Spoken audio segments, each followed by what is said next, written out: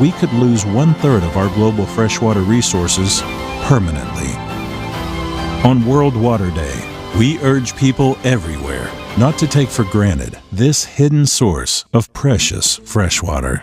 Let's work together to better manage our water systems, to improve water quality and reduce impact at each stage of the groundwater cycle, from extraction, use, and recycling to finally returning it safely to the earth, so that everyone, everywhere, has enough fresh water to live. Together, we need to make sure that every drop counts. Okay, that video we just saw, just a bit of context to it. We celebrated World Water Day on the 22nd of March with the theme Groundwater, Making the Invisible Visible. Yes. Right. Yeah. And Seplat has taken management of this precious resource from day one of our operations. That's right. We monitor groundwater for contamination, and we also do reinjection in the some LTF. of our, yes, Yeah. Exactly. And actually, it is on record that Seplat is now able to treat and inject up to 40,000 barrels of water per day. And as Chair Makar has already mentioned, we monitor groundwater for contamination. The drilling, even in drilling, the water is recycled, and going forward, we'll be tracking and monitoring the use of potable water at our FLB's offices and across our operations. So yeah, that's a very, very useful video clip. Yes, extremely useful. I think that's a fantastic way to start, knowing what we are currently doing. And I believe this ESG Day is to celebrate what we are doing and what we plan to do with regards to sustainability. Collaborating. So, yes, Sustainability. because it's not even just one department. It's not just external affairs. It's not just HSE. It's not just production. It's not just engineering. It's a shared responsibility. We all need to collaborate to ensure that our business is sustainable. So a round of applause again today for all of us. It's a special day. It's a special day. Round of applause. Yes. Very quickly, the next item on our agenda is the voice of the Seplat people, a vox pop. Vox Box, yeah. Yes, we went around the organization and we had certain people share their views on what they think ESG means to them. So you have people talking about the environment part, you have people talking about the sustainability part, the social part, the governance part. And I'm sure some of them are here. So if you see yourself, you could just send a message in the chat box and say, oh, that's me, just for laughs, you know. So please, technical team, let's have the Seplat, the voice of the Seplat people video come up. Thank you very much. ESG simply means environmental, social, and governance. Is a connection between the world in which we live, the people that live in the world, and how the behavioral pattern of the people that live in that world, how it affects an organization, and how we ensure that working in the organization, we actually also sustain the world for the future generations. ESG is a collective consensusness for responsibility, for sustainability, for ethical diligence, if I could say so. And then not just for now, but also for the changes we envisage in the future for business environment. Speaking from a personal perspective, it would foster diversity and inclusion. It will give every employee an enabling environment where they can actually come into work, feel safe and happy to do their work. Understanding ESG is environmental, social and governance.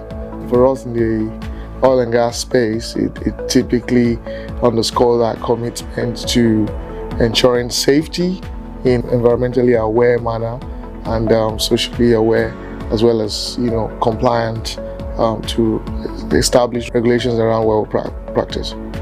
ESG is just basically talking about environmental, social and governance issues, and ESG has become really topical, not because it's a nice to have, but because it reflects how we do business in a responsible manner, such that we do business, earn our profits, but still improve on the environment.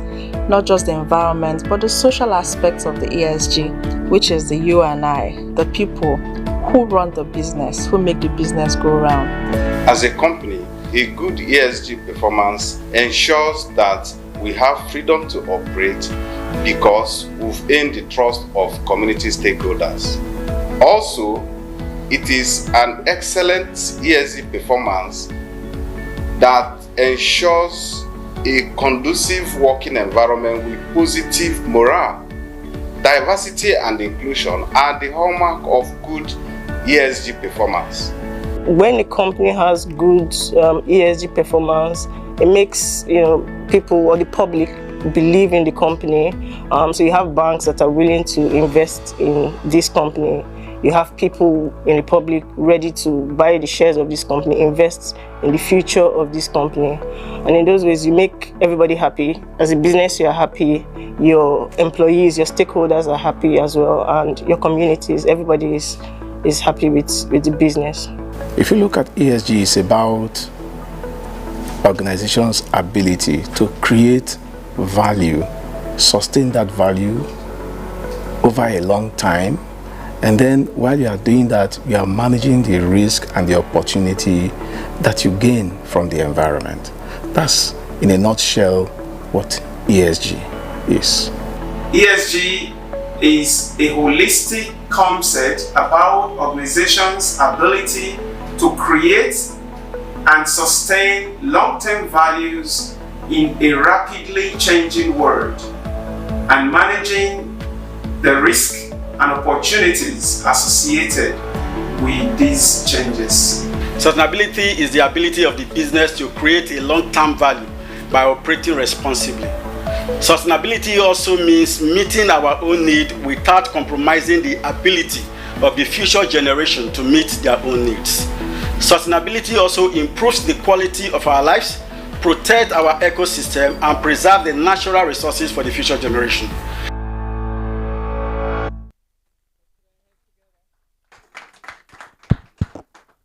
Let's put our hands together for ourselves and for the voices of the Seplat people. So without much ado, we're coming to the point of why exactly are we here? Exactly. Why exactly are we here? I want us to take a minute and reflect on that. Why are we here? Why are we celebrating the ESG Day? While we are reflecting, we would now call the Director of External Affairs and Sustainability to give us her insights on why we are celebrating the ESG Day today. Let's put our hands together. She comes up.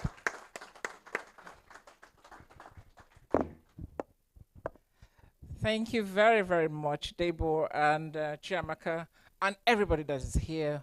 I'm really delighted and grateful to everyone who has signed in online and everyone who has come here physically to witness this day. Why are we here?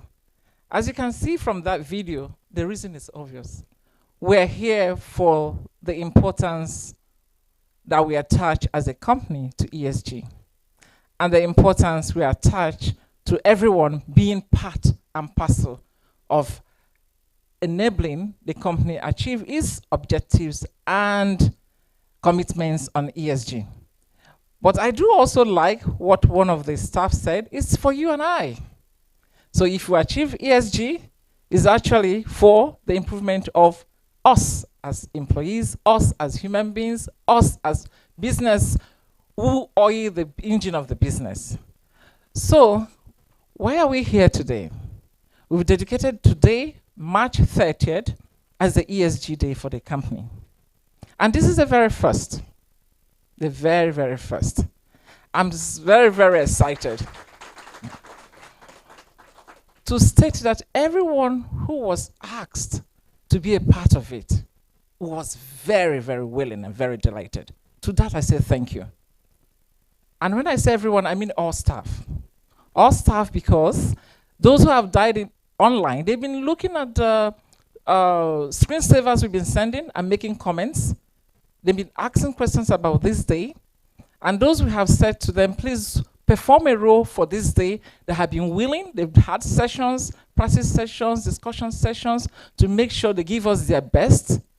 So we are here for the importance of ESG. But let me just put you a little bit through some of the steps we took to ensure that you have a very fulfilling day. A day that is informational, a day that is educative, a day that is fun. So if you look at this hall, we have on our pillars the S, the G, and the E. And what we have under them is the Sustainable Development Goals, the 17 of them. We clustered them. And if you look at another pillar, you see the Africa Agenda 2063, the Africa we want. So when we touch ESG, we're touching everything that's for the betterment of the future, but for the present as well. So for this day, we have created panel sessions that will give us the different perspectives of ESG, both from the board view, from us as employees, and from an expert view from outside. And why is this so important? If you take a look at the board, what I just decided to share are just 2 slides. This first one shows us that there are people that are watching. People are watching whether we're complying with our ESG. So you have the rating companies looking at us. And I say, let's take pride that we have moved a nudge up from BB to BBB. So we were rated not too long ago, and the rating meant they came into the organization, looked at everything we're doing, making sure that there are statistics for all the claims we have made in our sustainability reports or information we gave them to ensure that really the company is doing all that for the E, for the S, and for the G. So, and what does BB mean? For example, it says a company with a missed or unexceptional track record of managing the most significant ESG risk and opportunities relative to industry peers. So we're not just rated alone. So that is our rating. That is to show that there are some people who are on the AA, AAA, and we're aspiring to be there. If you look at again, the company takes this business about ESG very seriously. Our CEO is actually the sponsor for a steering committee that has been created to help drive the ESG in the organization. So he knows how important this is because we're talking about business risk. If you manage the ESG, you're managing the risk. If you manage the risk, you're managing the bottom line. So some years ago, we called some experts to come into the organization and check how well we are performing. And on the right side, you'll see that long bar is high risk. We are defaulting on all those bars. There are things to do to make sure we close the gaps. So a lot of identified gaps show that what we need to do cuts across the organization. And that is why we're here today. Everything we need to do to close our gaps, to earn high ratings, they all are resting on every one of us in this room and on online and everywhere in the company. But a company as it is would always make sure we provide the enabling environment for you to perform, for us to perform, and for everyone to know their role. Today is one of such days.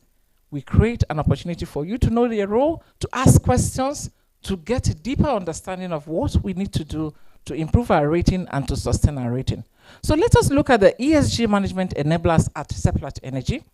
If you look at the enablers we're showing you here, we have our ESG policies. And as I speak, we're busy looking at the policies we don't have and making sure we're putting them in place.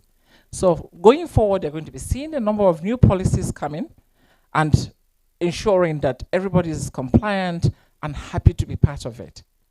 So the company put in place a way to measure our emissions. We talk about carbonization and carbon neutrality. We need to know how we're trending up or trending down. So there are calculators to calculate this. There are people working day and night to make sure we look at every aspect of our scope 1, scope 2, scope 3. I'll use these technical terms, but I believe that during one of the sessions, you have a chance to know what it means. If you don't, please let's ask, because we have a session of we call it a power session. Ask them anything, they will give you the answer. So we have the ESG projects, we have the initiatives, we have all witness diversity and inclusion projects. That's very recent in the company. That is an ESG initiative right there, right? So we have events like this one. We have our Corporate KPIs. Corporate KPIs, everybody works towards it. Remember, there is a reward for achieving those corporate KPIs. I know we know what that means. So there is an incentive to make sure we achieve our ESG KPIs.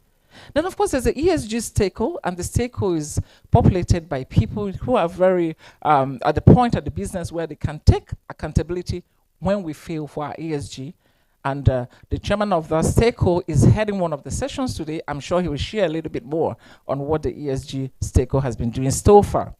Then we have a software we have just purchased that will enable us, that is the G17 Eco software, that will enable us gather the data, monitor how we're doing with ESG. And then we'll have the champions who will help us populate that. And of course, we try to gauge ourselves along the line of rating companies, not just rating companies, but along the line of international standards and global standards that have been set. And by the way, there are a lot of them. There are many, many of them. There is a global, there's a global GRI, there is the TCFD, there are just so many of them. But as a company and our sector, there are those that are very important that we comply with. So from time, at the end of the year, we go around, gather what we have done during the year, and hope that the next year we improve on it. And then everything we are doing as individuals subsequently here will make sure that you are part of understanding the enablers that exist and utilizing them. So on that note, I want to say thank you for coming and being part of today. Downstairs, we created an exhibition hall. The exhibition hall is for you to share in that glory of what you've created over the years. It has, pictures, and it has information regarding what you've achieved on the E and the S and the G. And then it has I can see, you can check your eyes, you can get your glasses, and you can be informed about your eye health because Seplat cares. So thank you everybody for coming. Thank you. I think I'm yielding the stage to our CEO, whom is very much the other end joining us. Roger. Thank you. You have the floor. Thank you. Hi, good morning, everyone.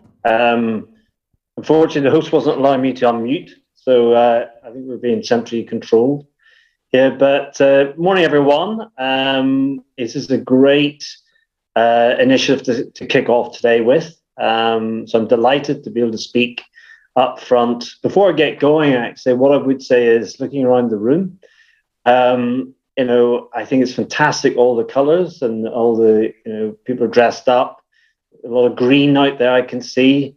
I think, to be fair, I've judged it, and I think our Seplat Awesome women have edged it over the Seplat Awesome men in what I can see in front of me. It's very close, but I think the women certainly have dressed better in green. So congratulations on that. I'm sure Choma will have a prize for you. Welcome everyone to this Collaborating for Sustainability themed day. I think when I look at who's on the agenda, the sort of subjects, etc., you've got everyone from management, senior management, staff to board. There's a lot of interaction with board, and also we have some experts coming to it as well. So to Choma and her team, congratulations, well done. It's very well organized. We all think it's easy to do these things, but of course it's not. So let me just kick off. I think we've got some slides. Hopefully we can go on to the first slide here, which is to run through here we go. So if you go to the first slide, and what does ESG mean for us? What are we trying to do as a business? And ESG is not something that you sort of, it's an afterthought. It's central to what we do. It's like safety, health and safety. We're very focused on that. It's not an afterthought. It's something that you do every single day. And ESG is exactly the same. It has to be ingrained within our business. It has to be from everyone in the organization must see what it really means. So the E, the S, and the G And if you look at our mission statement, so our mission statement, which we obviously communicated in July last year, was what does Seplat want to do? It doesn't want to be a follower. It wants to lead the Nigeria's energy transition with what we call accessible, affordable, and reliable energy that drives social and economic prosperity. So it's really focused on setting a countrywide agenda for us, which will benefit all stakeholders. And this is our mission statement. We're well positioned to lead this energy transition. We've committed right to the board level and right through the staff our mission. We rebranded our strategic objectives to do this as well. And looking at, ESG, it's not an add-on to strategy. Again, it's the core of our strategy. So what does it really mean for us? If you get to the next slide, look at our strategic framework. So what we did is we obviously, at the very top there, you have in the orange, strong governance. Without governance, we haven't got a business. So controlling everything we do is our governance, then feeding into that those of strategy. And then on the left side, we build a sustainable business. What is that? That's social development. It's an environmental care. And of course, it's financial returns. It's very important that we're in business also to make financial returns. And then when we look on the transition, we categorize our transition into those three, what we call the three pillars. So we have the upstream, which is really pillar one. That's upstream oil and upstream gas. And in pillar two, we have the midstream gas business. And we'll show what we're trying to do with that in terms of expanding it. But that's our pillar two business. And that will go from our traditional, obviously, gas processing that we're doing today, right down into gas to power, into electricity. And then in our third pillar, and you can see that in the new energy, this is renewable energy. The future of Seplat is rebuilding into a renewable energy business that makes sense for Nigeria. And we'll talk a little bit more about that. But then underneath that, we have our VIP. We've always had this in our strategy, our value, integrity, and partnership. It's not just words in a piece of paper. We really mean integrity and partnership is the way we do business. And then obviously at the bottom there is the safety element to it. So the ESG is embedded within our strategic framework. The E is obviously environmental. And we look around the world, and certainly the developed world, is very focused on the E. And I think the reason why it's very focused on the E is because a lot of times in the developed world, the social is a lot more developed. Well, in Nigeria, we blend the E and the S because socially we have a very big commitment to our stakeholders to have social development at the same time as of environmental CO2, GHG reductions, etc. And then G, which is obviously the governance. Governing our body, our business is critical to all stakeholders, not just shareholders, but also governments, employees, obviously, and communities. Next slide. So why we ask ourselves, well, is this just lip service? Is this greenwashing? Is it, what is it? Why is it critical for a business? Well, what it does is it enables us to demonstrate that we're sustainable and socially responsible business. I think personally we've been there since day one. We've always had this at the basis of what we do as a business.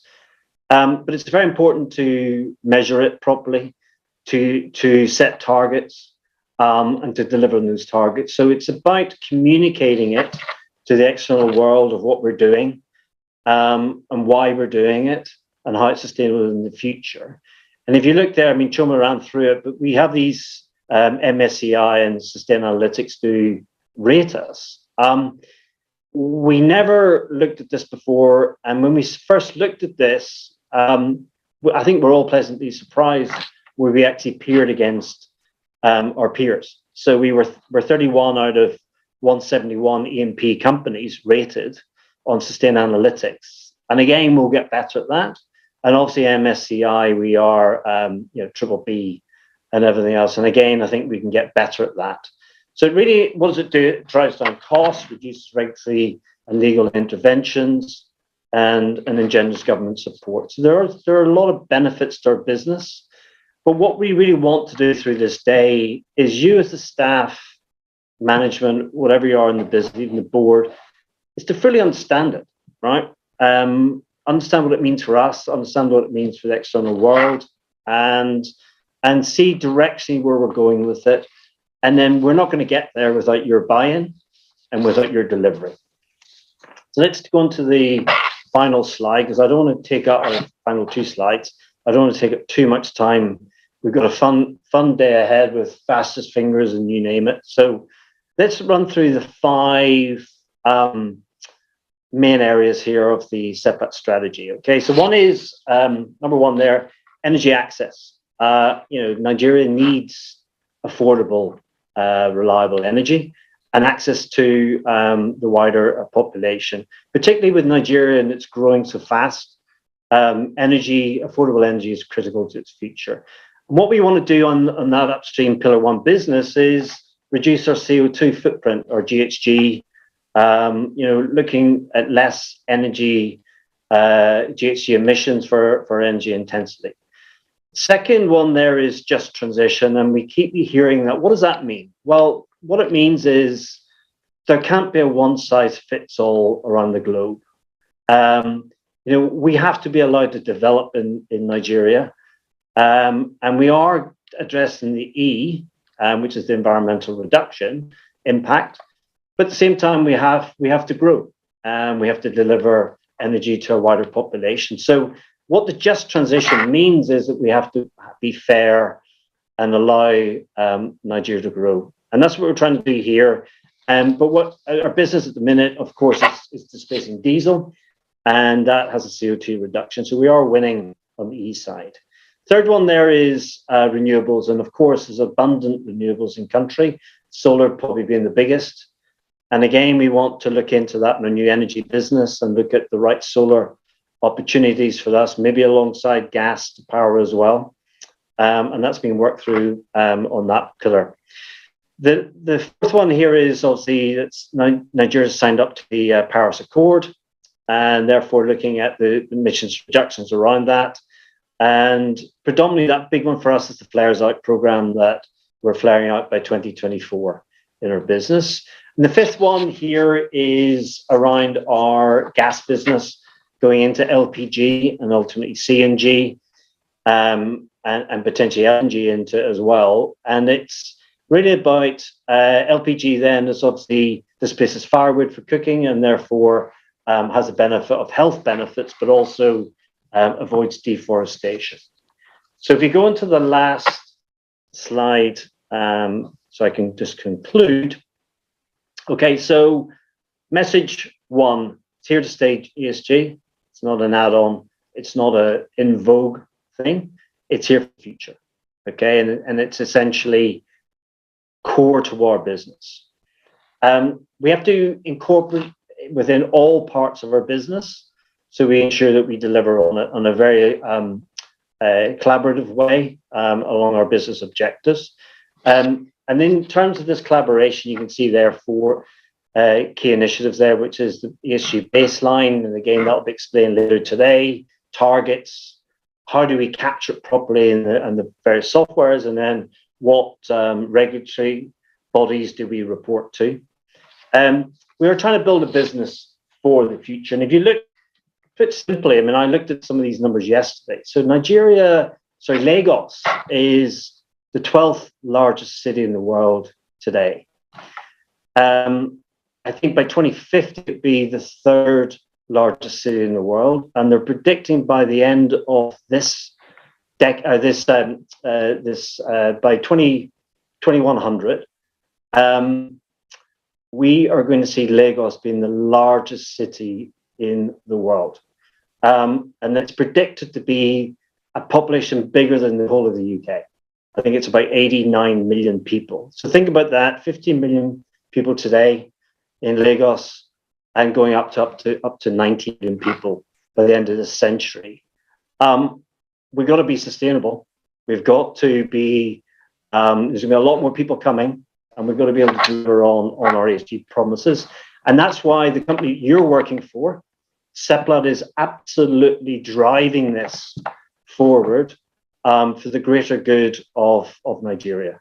So get on board, have fun today. Congratulations to the team organizing this. Thank you very much on behalf of the management and staff of the board members that are giving up their time today. And we look forward to a fun-packed day. Back to you, Choma. Thank you.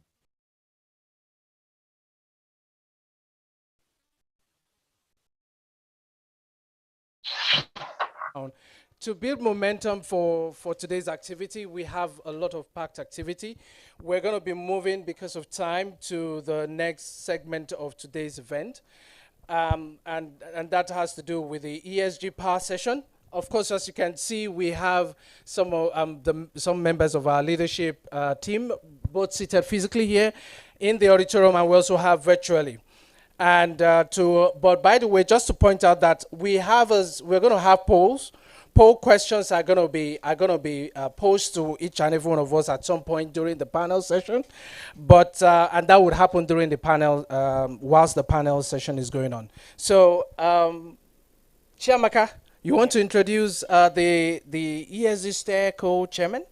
Yes, we have a power-packed house to champion this power session, and I'm going to introduce the first person here, the ESG Steering Committee Chairman, in person of Mr. Alesdia Mackenzie. I think he's online, so please, let's round of applause for him. We also have physically present here, as you can all see. Effie is here. He's also a member of this panel session, and we have Mrs. Eleno Adara-Legbe as well, who is present here. Put your hands together for her. Put your hands together for Effie. And also online, we have Mrs. Yetunde Taiwo. So let's put our hands together for her also. So that's a powerhouse. That's a powerhouse. So we're going to hand over the lectern, the virtual lectern to Mr. Alesdia Mackenzie. Alesdia, over to you, sir. Thank you.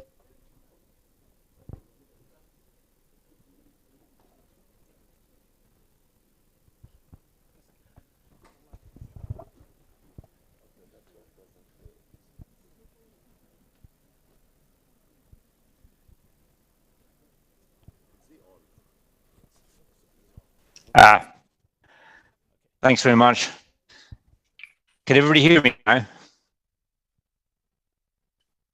Can you hear me? Yes. Yes. Right. Somebody just appeared. We can hear me. Great. Thank you very much.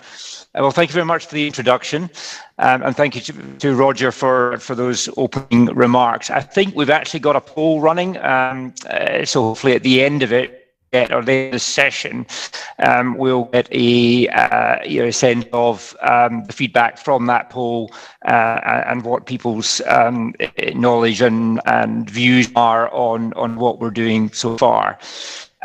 The objective of this session really is to increase awareness of how we as Seplat are thinking about sustainability and some of the initiatives that are already underway to improve our performance in this area. So that's really the objective of the session.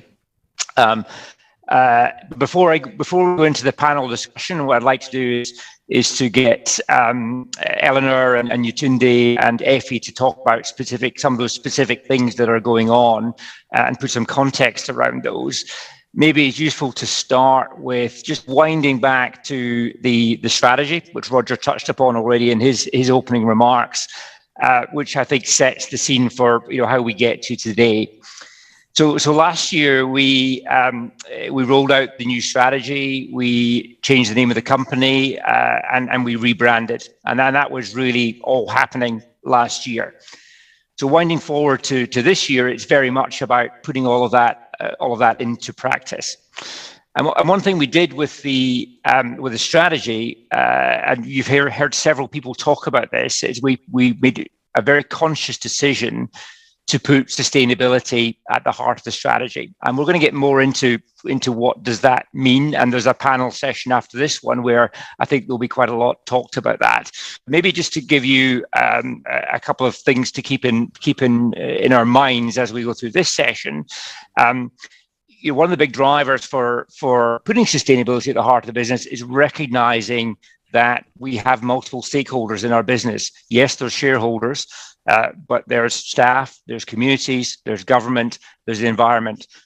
There's a whole host of stakeholders. So what we sought to do with the new strategy is link together the mission, the vision, the statement, the value statements, to recognize that we have multiple stakeholders, and also to recognize that the objectives of those multiple stakeholders are not necessarily inherently competing with each other. In fact, it's possible to satisfy many, if not all, of those objectives in the business. And as Roger correctly highlighted, of course, the business, in order to survive, the business needs to be profitable. So that still remains a very, very important objective for the business.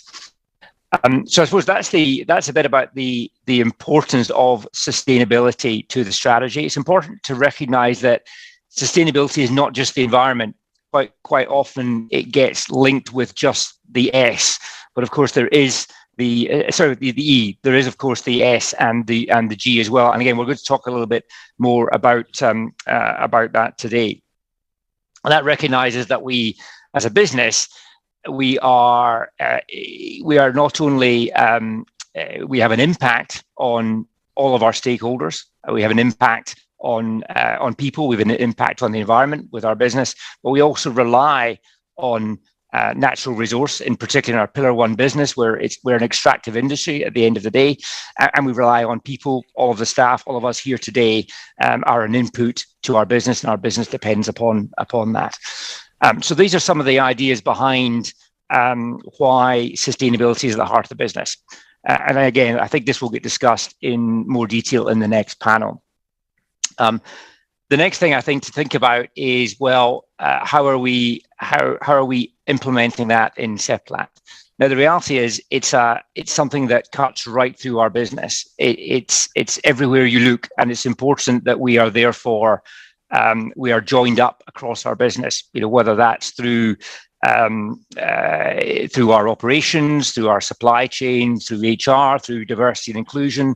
These are all elements of sustainability in the broadest sense. And so we need to be joined up. We need to be coordinated. And that is why we established the Sustainability Committee, which all of us in this panel participate in. And the reason we have that, as I said, is to put structure, to make sure we're joined up in defining the objectives that we're going to pursue as a company, which also means that we're hopefully going to achieve those targets. There's no point in setting ourselves targets we have no chance of achieving. So we want to set ourselves targets that we're confident we're going to be able to achieve, stretching, but confident that we're going to be able to achieve those targets. So that's core purposes of the Sustainability Committee. So hopefully that gives everybody a sense of how we're tackling it within the company. What I'd like to do now is really hand over to the panel and invite individual panel members to talk about areas that will hopefully give you more color around what's actually going on. So Eleanor, could I perhaps start with yourself? In your area, finance, funding the business obviously is part of that. Could you maybe give us a flavor of, and this is part of the bigger context of why ESG is important for the business, could you give us some context around the importance of ESG in finance and in funding the business? And good morning, everyone. Thank you. And welcome again to our ESG Day. Actually, it's quite an exciting day, and some of the previous speakers have already sort of built the momentum. So welcome again, everyone. So ESG is now becoming increasingly important for finance. And this is because investors, as well as financial institutions, are paying more attention to ESG. So in addition to the usual key performance indicators like your financial performance or your operational performance, they're now looking to specific sustainability targets, so specific sustainability performance targets. So that's now becoming part of what is being considered by various companies and by our investors. So where we're going is what is key. And how is Seplat ready for this? Now, there's some statistics I'm going to give you, some facts I'm going to share with you. Now, a very recent report that I just actually picked up from the Harvard Law School on ESG trends highlights that they've continued to see significant inflows into ESG funds in 2021 when compared with 2020, excuse me. And I'm talking in 2020, they had something like $50 billion of funds going into ESG funds. And in 2021, 330 billion. So you can see the massive growth. Now, in another report by Bloomberg also highlighted, they have these intelligence reports that they issue. And the one that they issued in the past year actually highlighted that ESG assets are expected to exceed a third of assets under management.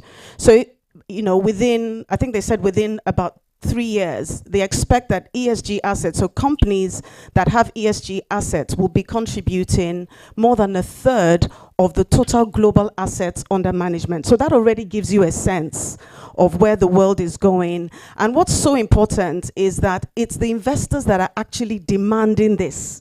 So investors want, and now what we're seeing globally is that investors want to be a part of sustainable companies, companies that are linked to environmental and social factors. That's where the world is going. Now, if you look at Seplat, when we restructured our loan last year and we worked on our bond, looking at ESG factors was quite crucial. We did actually have to proactively engage because it was a part of the requirements. They wanted to see what our ESG targets were. They wanted to see our commitment towards ESG. And of course, the company has done the right things. I mean, Roger alluded to the fact that this is something that we have been doing in the way that we've run our business. When we were setting our targets for governance, for integrity, we already had sustainability as part of our strategy. And so now, ESG is no longer a nice to have, it's now become mandatory. So in the UK, so the TCFD, which is the task force, in fact, when I thought about this, I laughed because it's the task force for climate financial disclosure. So you can see that they're looking at it as a task force, which means they're looking at the mandatory part of it. Now, TCFD reporting is now going to be a law in the UK. They're going to be the first G20 countries that are embedding this in their law. And we are quoted on the London Stock Exchange, so we will be required to comply. So this is no longer, okay, it's part of your strategy, it's nice to have, it's now mandatory. And for where we are, for where Seplat is currently, we will be required to absolutely comply with these requirements in 2020, but by next year. So for our 2020 reporting, we'll be required to comply. Now, what are the things that we've done? I mean, this has been mentioned. We went ahead and changed our name. So we've demonstrated commitment to ESG by saying we're Seplat Energy. The board has oversight for ESG. So the whole ESG framework is being overseen by the CSR board committee. So it has the board attention. We've told the world this is where we're going when we did our strategy and capital markets day last year. And so you can see that the message is actually there from the top. Now, in addition to that, when we talk to our investors, we are required to proactively engage our investors. Our analysts as well, they need to understand what we do. So one of our major requirements is to provide an understanding of our business. And because there are different metrics that are used to measure this, we are supposed to ensure that we have this proactive engagement. Now, the fact that we have to actually compete for funds means that we have to be out there, put this in the face of the market, put this in the face of our investors to demonstrate that we are fully committed and fully engaged. And with all our investor communication, they want to know where we are on ESG. Now, when you look at the some of what was shared with the Sustainalytics and MCSI, the things they're looking at, they're a range of issues. So people tend to think, oh, it's green gas, carbon emissions, and we have to deal with flares. That's the major part of what it is, but there's still a number of other factors. They're looking at your compliance, your governance.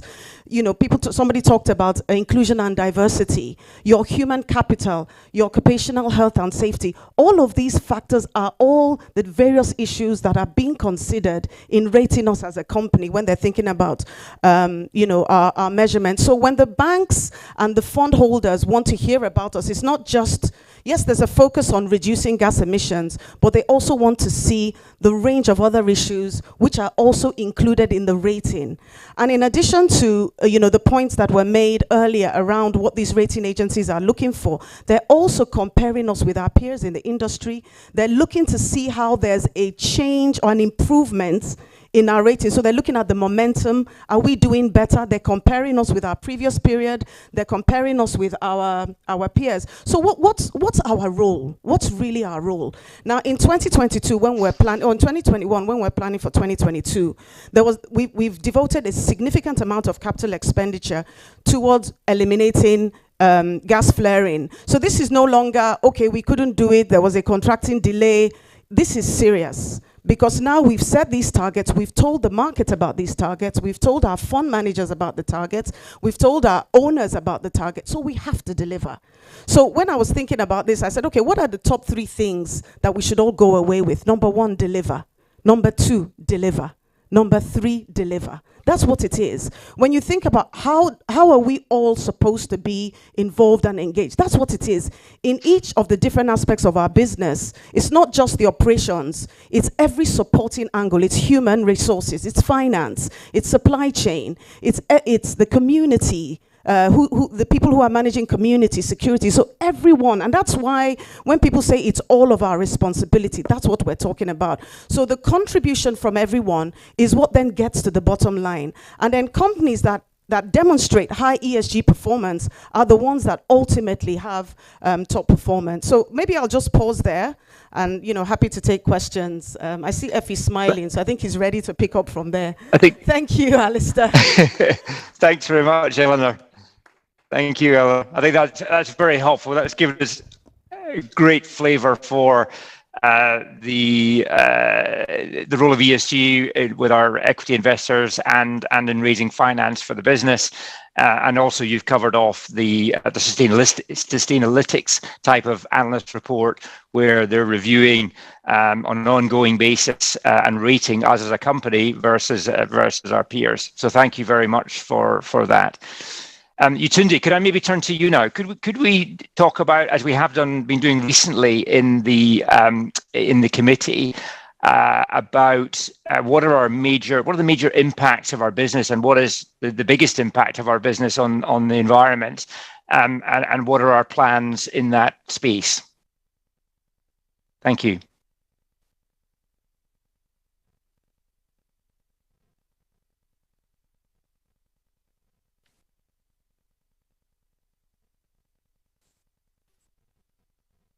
All right, thanks. I've been finally unmuted. Thanks, Alistair. And it's such a delight to be part of this panel to share, a few pointers about what Seplat is really doing to reduce our carbon footprint, as a result of all our activities. Today, about 90% of the greenhouse gases that we emit in our operations, whether it's directly or indirectly, it comes from our gas flares. And to put some context to it, for every million standard cubic feet of gas we flare, we emit about, 157 metric tons of carbon dioxide equivalent right into the environment. And so our focus on eliminating flares in our operations, has had, will have a huge impact on our improvement of our environment in terms of the greenhouse gases that we can actually cut off. For us to be able to monitor and, eventually reduce the flares, we need to have accurate flare numbers to start with, as a baseline. And so there's a lot of effort by the metering team in Seplat to quantify exactly, the flares, for us to have a basis to plan towards eliminating those flares across all our operated assets by the end of 2024 or maybe 2025 at the latest. That's our target. And mind you, this target is 5 years earlier than the target set by the Nigerian government, which places us, way ahead of most of our peers in Nigeria today. So, I mean, I must say it's a stretch for us to deliver this target. And that's why everyone needs to key into the plan, in order for us to achieve this. The good thing, though, about eliminating our flares, besides the environmental impact, is the fact that we actually get to grow our gas commercialization, through increased gas sales to the domestic market. If we're able to take out all our flares, we could be looking at almost 50 million scf of gas per day in additional gas sales. At the moment, all our flares out projects across the company as they stand today, be it the Seplat Esg, the Western Asset, flares down projects, and recently, the sanction of the rotary screw compressors for, quite small gas volumes. All these projects are quite attractive, and so by creating a sustainable, environmentally responsible solution for our gas flares, we also yield the company some, good economic benefits as well. For the remaining 10% of our emissions, which, doesn't come from our gas flares, we are also addressing that. The reduction of our diesel usage in our operations and replacing that with a much friendlier source like gas is one of the initiatives that we have going on in the company.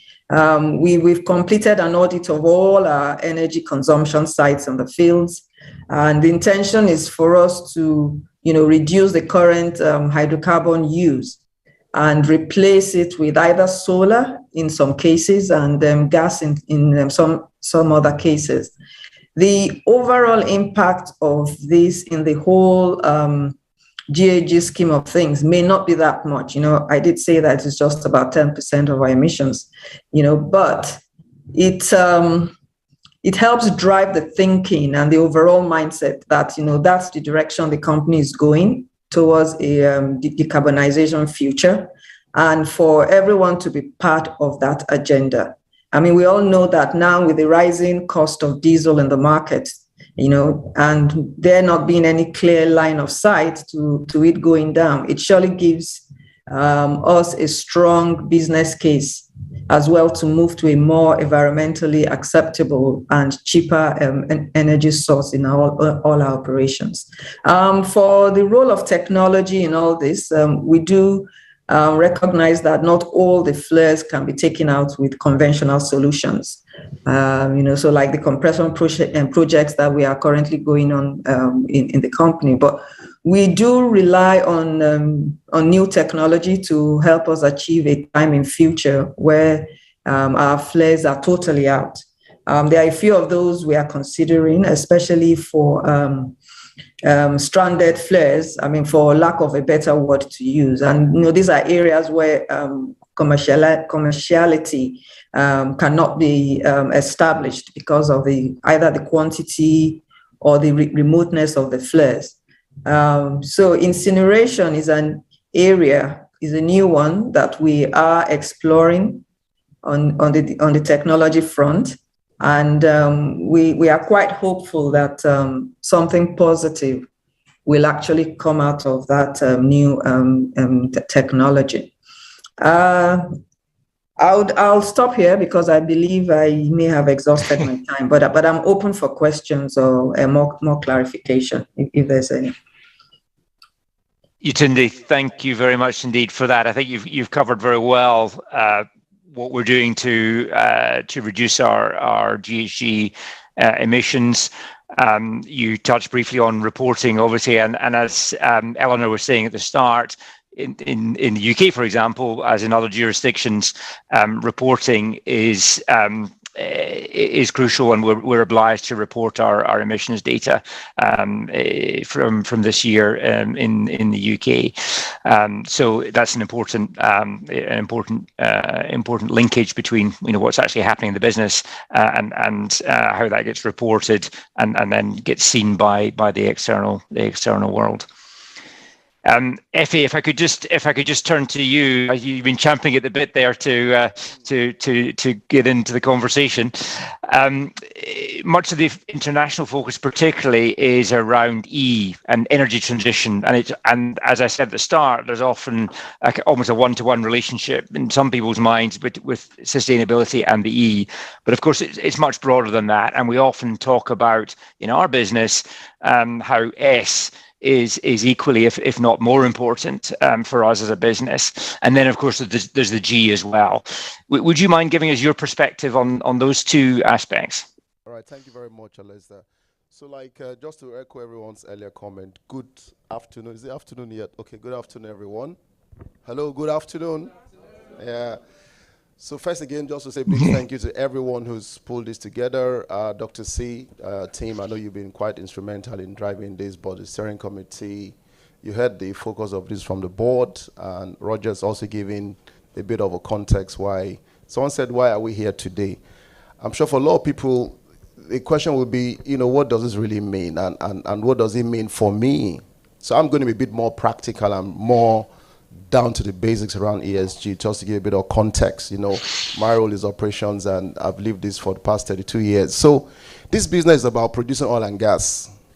So it's good to put that in context. That's the bottom line. If we cannot produce oil and gas, we cannot exist. We will not be here. We will not make money. So it's got to be very, very fundamental. That is what we're here. We're here to provide energy. We've upgraded that now. It's about energy, right? So if you have that at the back of your mind and you ask, so what's changing? I'm sure some people are wondering, but we do HSC already. Health and safety is part of the S. I'm going to come back to Leslie's point, but I just want to give a bit of a broader context. So you all know this is nothing really new, but I want to put a bit of a why this is important, why we had to shut down. I don't know how many hours today, and why it's taking Dr. C and team so much investment to pull this together. So let me go back to my thought process. So this is about producing energy to the world. And you all know we've been in this business for, energy has been there for 100 years before Seplat even started 10 years ago. Fact number 2, if you look at the world today, you see SDGs. You can see how the and you can go to our internet and Google all these materials that are there. You can see how nicely I think the team has done very good work to craft all the SDGs and then map them into ESG.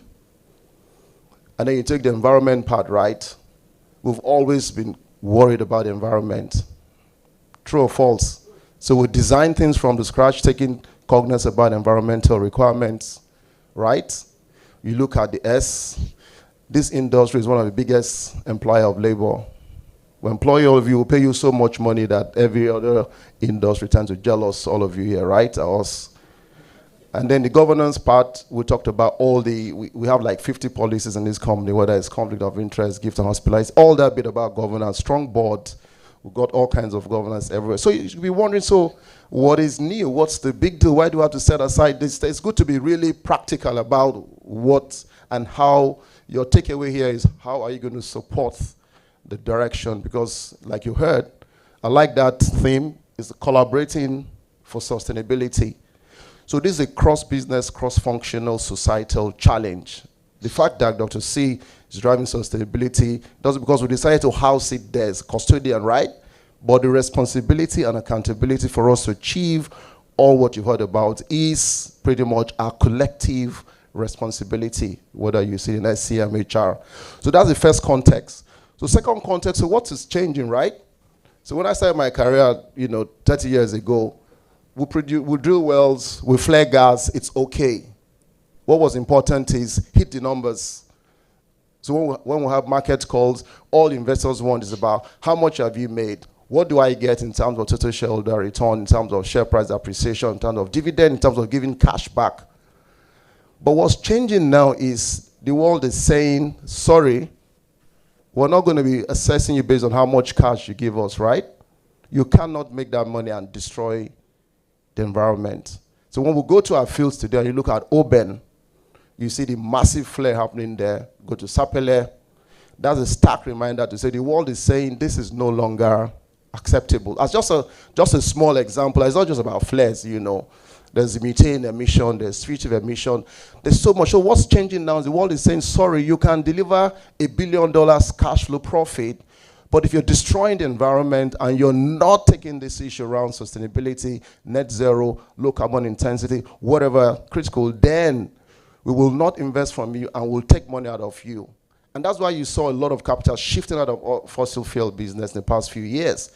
We are struggling. This is an existential challenge that this is a really case for change. So for the board to have spent a lot of time, for Roger to have given you to be the sponsor, for all what you heard today, dedicating our entire organization, it means if we don't get what we're discussing here right today, we will have no business tomorrow. I just want to put that as what has changed from where we are before and where we are today. And it's all driven out of climate change. You look at, you know, all the Amazon bushfire and the bushfire in California, even in Lagos.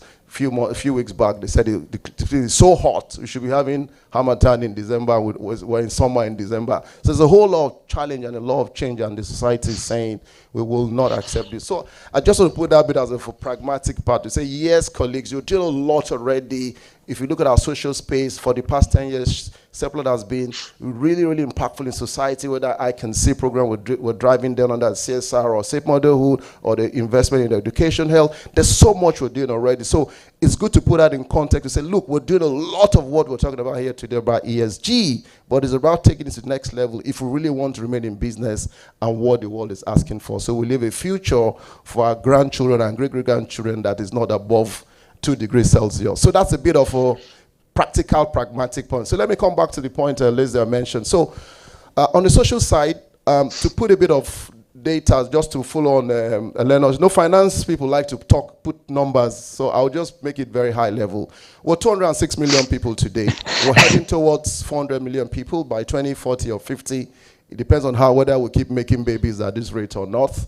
Nigeria will be about 400, 500 million people. It's going to be the biggest, you know, the 2 big countries now, it's China, India, right? So we're going to the top quartile in terms of population. You know what that means? That's massive social issues. So today, 206 million, half of that doesn't have access to energy. Half of that they're not employed. Lots of very young people, over 100 million people are below age of 20 from what I hear. So we have a team that brings a lot of very social complex issue, which is the point at least that I made. When we go outside, and Africa is becoming a bit more strong in that advocacy to say, yes, we want a future world that's great, but we have a big social dilemma we'll have to manage. And that's is it a conundrum? What's the English word for it? So how do you manage it? We want a great environment, right? At the same time, we have this massive population issue, we have massive social issues. So that's a bit of a context and how does Seplat play in that space, and what does it mean for Nigeria? We're trying to do a lot within our space. We're doing a lot around how we're impacting the environment, where we operate. We've got GMO, you've got lots of construct in place that allows us to try and work with our communities. A lot of them are contractors. We give a contract. They become empowered economically. We're doing lots of work around sustainability space, and we're also employing as much as we can. So that social space is one area which I think in the past 10 years, I think we've been quite impactful. But the demand is quite high. I mean, if you look at that 400 million people I talked about, part of them are going to be in where we operate, Delta, Imo, Edo State, Lagos, and more now. Hopefully, Akwa Ibom comes very state. My great state comes on board. So it's going to put a lot of pressure on us. So we got to then look at this S in the sense that while we're trying to drive this whole environment compliance issues and reduce emission, net zero, at the same time we really have to take the bit about the social. And you can see from the new strategy, there's a bit of environmental care. There's also social investment featuring very strongly and in a strategy. And you all know Nigeria we're putting people more into poverty as against taking people out of poverty like the Chinese have done. So this S space for me is the biggest space, and that's why Africa has been very vocal. Even at the Glasgow 26, there's a whole lot of discussion where Africa is beginning to be a bit more vocal in terms of, look, we will go through energy transition, but we'll go through just transition, and our travel path isn't going to be dictated by the Western world, by Europe, America. We will chart our travel path, and we'll have to drive that economic prosperity, which then has a big impact on the social element of the ESG. So for Seplat in particular, I think this is something we take very, very seriously. If you look at employee value proposition, if you look at how we work with all our stakeholders, if you look at how we're very, all the policies here today, D&I is a key part of our commitment, and all those elements you have under the governance, and you can see how that's pivoted towards getting us to meet the expectation of all our investors can meet, so we can keep attracting finance to drive our development. So those are some early thoughts, colleagues. I'd like to hand back to Lester. Thank you very much, Effie.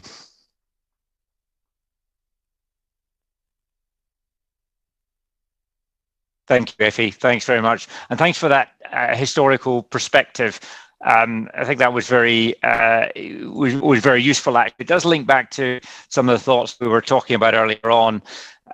If you think about the journey the industry's been on through an HSE focus, then a CSR focus, and now obviously more recently ESG. One way to think about that is think about each step of the way we're looking at a broader set of stakeholders in the business. So that's one, perhaps one way of linking those two ideas together. And thanks also for your comments around the S, just transition, which is often how we describe it for Nigeria. So thank you very much. I think we're on to the poll now.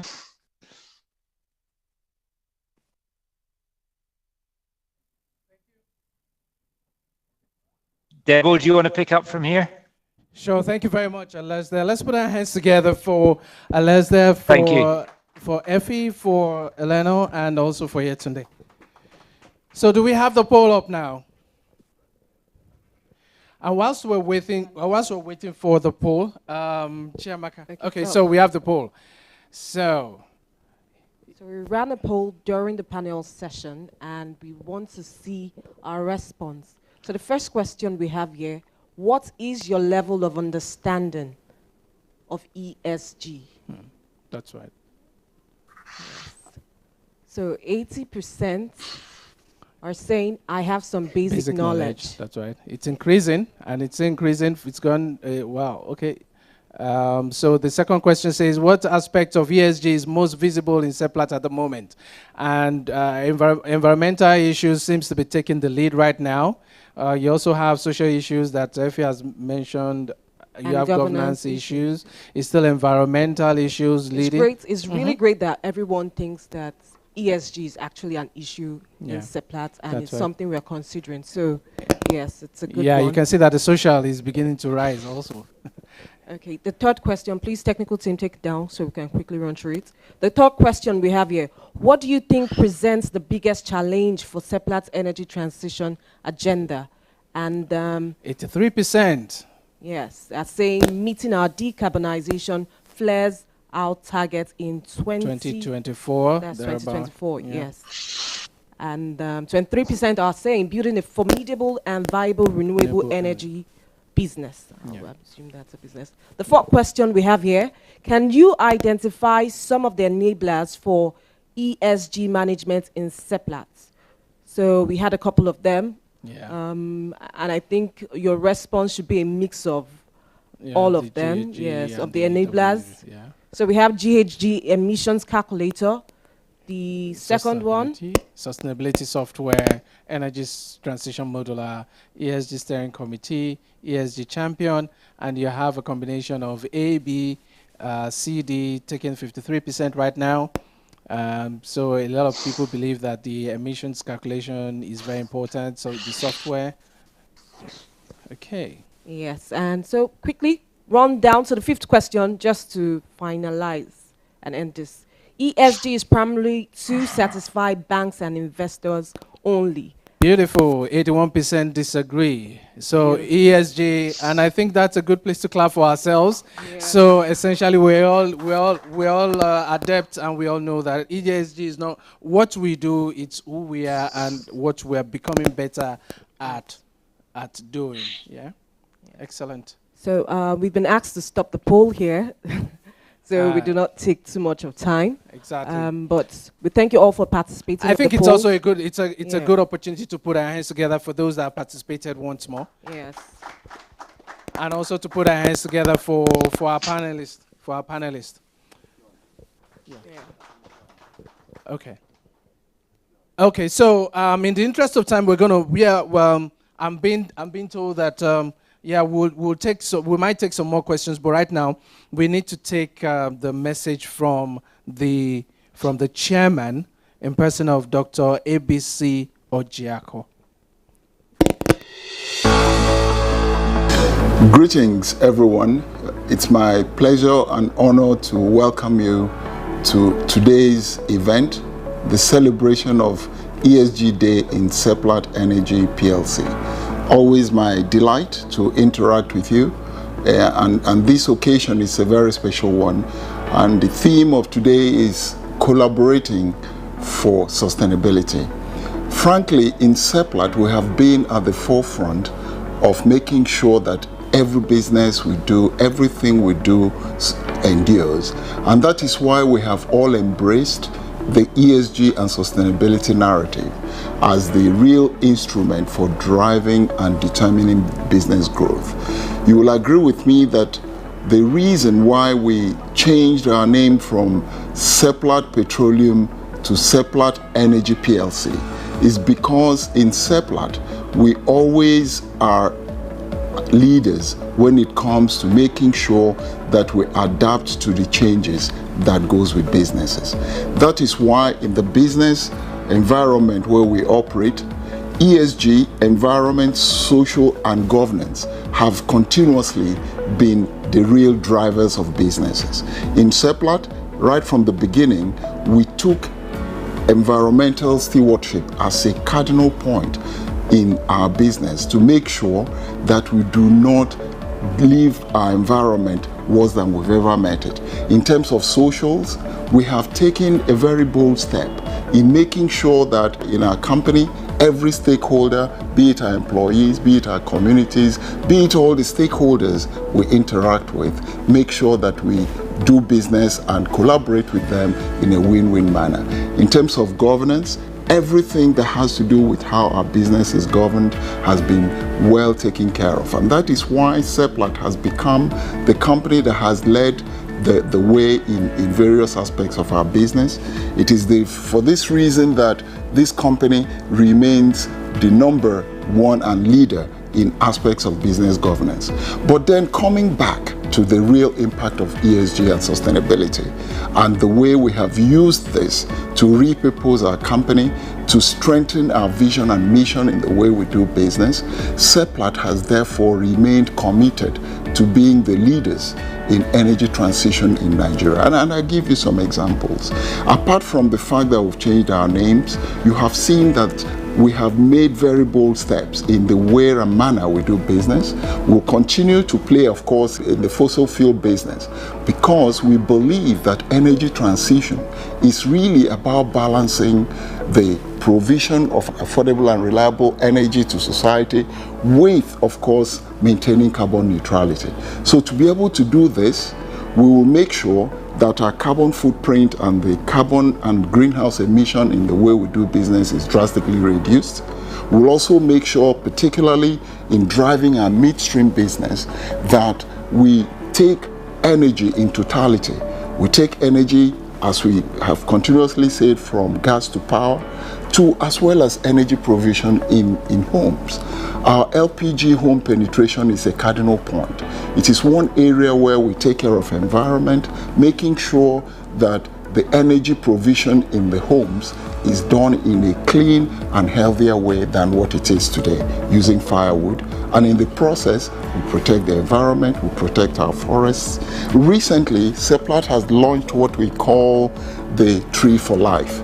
This is one of our contributions to making sure that the environment is taken care of in terms of carbon and greenhouse emissions.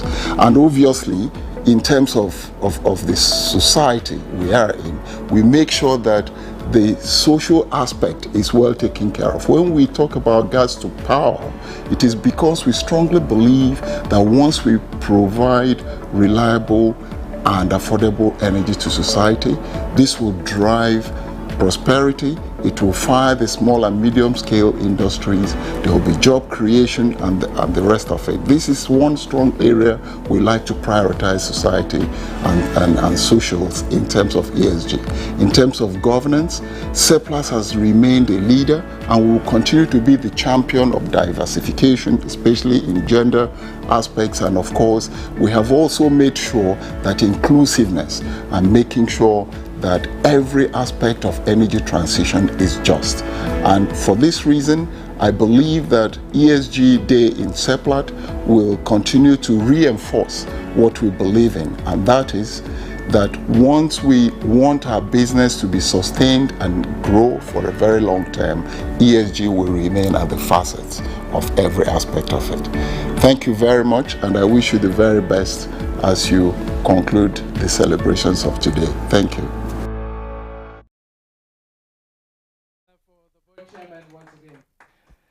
Okay, so we will shortly be moving to the next segment of today's panel session, but I'm told that we have one more comment or two from Effie. Let me just listen. Working. Hello, can you hear me? Hello. Clearly. So there was only a point, and when we had this for this session, there was a point which Lester didn't mention. I think I probably skipped it. I thought we're going to come back around to look at how the strategy we just heard about how we're taking investment decision and choice we're making to shape that future. I think if you look at the mobile producing Nigeria limited acquisition, the MPNU, you can see how that nicely fits with our upstream, the three pillars that Roger talked about, and that's the model you still see that we'll still be doing a lot of investment in the upstream pillar, which is where we still have to generate lots of cash. That cash then goes into funding the pillar 2. So the Exxon, the mobile producing Nigeria, the MPNU asset has a lot of gas as well. So while we're driving capital investment into the oil to generate cash, then that cash goes in to now help develop the gas sector. Like you heard even from the chairman, gas is something Seplat has been quite impactful on in terms of the forward strategy. We have massive gas resource base there, which could go into local domestic gas market, FLNG export. So that way we're then driving pillar 2, and then the top pillar is around new energy. And the essence of this whole loop in terms of how we take decision is not just nice talk like Roger said or slides, it's actually the decisions we're making, and that has a massive impact in terms of social investment going forward, in terms of drive sustainability, in terms of employment, in terms of building infrastructure, and addressing a lot of the gap to potential around areas like capacity building, the educational sector, we talked about health, and all the areas which Seplat has done a lot well in terms of where we've been having our business in the past. So that for me is just to put that, you can see MPNU in the context of the new strategy and how that's going to drive. And one last point for me is, the world has come to that realization, there's nothing bad in producing oil, right? The issue is how do we drive down emissions? We want to produce the oil in such a way that there are no emissions. And the law initiative, they talked about the whole decarbonization agenda. A lot of companies are looking at how can you take gas into reservoir where you store it like CCUS, so carbon capture, utilization and sequestration. There's so many initiatives. So for us, colleagues, is how do we keep driving that space, and how do we drive emissions to produce the oil in a very efficient way, and we'll have enough cash to now power pillar 2 and pillar 3. I just wanted to add that point. Thank you. Thank you very much. Put your hands together for the panelists. Put your hands together for the panelists once again. Together for them. And you can see how passionately Effie has spoken, Lester, Eleanor, Yetunde, and it dovetails into the next segment. And at this segment, you'll be seeing more of the tone from the top. The chairman has set the stage for the directors, and you will be hearing a lot more from in this panel session. You'll be hearing and having the opportunity, of course, to also see some of our independent non-executive directors. So, Chiamaka? Yes, okay. Like he has said, we have our board members here who would be members of this panel. To moderate this session, we have Jane Stevenson, who is the founding director, JS Global Limited, and the panelists. The first person we have here, Natalie. Madam Natalie Delapalm. Yeah, exactly. We have Mr. Bello Rabiu, and we also have Dr. Emma Fitzgerald. But put your hands together for Jane Stevenson, who will be anchoring this, who is the moderator for this session. Let's put our hands together for her as she comes up virtually. Thank you.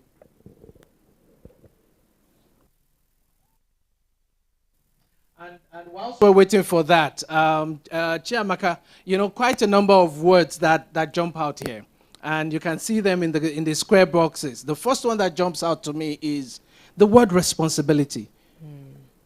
Yes, cross-functional responsibility. Absolutely. It's not just a one department's responsibility. SCM, HR, production, operations, everybody has to be in on achieving a sustainable business for all of Seplat. Yeah, that's very correct. Of course, and once again, we're waiting on we're waiting to have them online. Once we have the panelists on board and online, we would take the backstage. But okay, so there you have them. Okay, so thank you so much, Jane. You now have the virtual lectern, and we now hand over. Please, let's put our hands together for Jane Stevenson as she commences the moderation of this session. Thank you. All right. Thank you very much. It's great to be with you all today, although we are obviously joining, but it looks like a great crowd in the room there. I have got three terrific panelists who are going to dive in a little bit deeper, I think, to follow on from some of the really good content we've already been able to listen to. We've obviously had some terrific insights from very senior end of the business, but also that really good vox pop start to the day, where we were able to hear from a lot of different people across different functions, different parts of the business. So our plan for this 30 minutes is going to be, I'm going to introduce our three panelists. They bring different perspectives and different areas of really deep expertise in ESG and sustainability, and of course have a true focus on Seplat Energy and how that works for the business. So a quick introduction of all three panelists, and then I'm going to put some questions to them and let them give us some of their insights and their expertise to help us understand more about Seplat's approach to this really vital subject for the business. So I'm going to start by introducing Emma. Emma Fitzgerald is a seasoned executive in energy and water. She has hands-on experience through many years of working at Shell, from building lubricants business in China to running its global retail network. And from 2007 to 2010, she was accountable for Shell's downstream strategy, playing a key role in reshaping their strategic approach to renewables. She then moved into gas distribution and water and waste networks for the UK's national energy grid and for a major UK water company, where she successfully positioned them as sustainability thought leaders in their industries. She has most recently served as CEO of Puma Energy International, which is a global energy company focused on high potential developing markets in Africa, Asia, and Central America. She joined the Seplat board last year, so is a new recruit to the business. We also have Natalie Delapalm, a member of the Seplat board since 2019.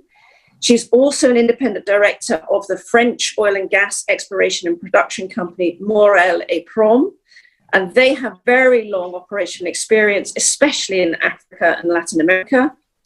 Natalie is also an executive director of the Mo Ibrahim Foundation, an African foundation established in 2006 with one focus: the critical importance of governance and leadership in Africa. And finally, we have Bello. Bello Rabiu is an extremely experienced petroleum engineer, brings 30 years of expertise in the exploration and production industry in Nigeria.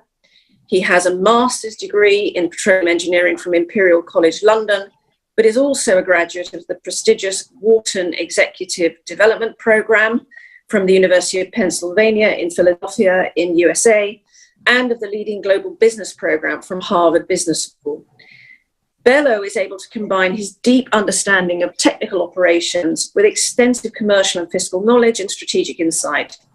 Before joining Seplat, he was with the Nigerian National Petroleum Corporation for 28 years, becoming their Chief Operating Officer and Group Executive Director of the Upstream Business Unit. So he brings a huge amount of knowledge and expertise. He now sits on the Seplat Energy board as an independent non-executive director. So that's our panel today. We've got, as I say, enormous amounts of knowledge and expertise to draw on.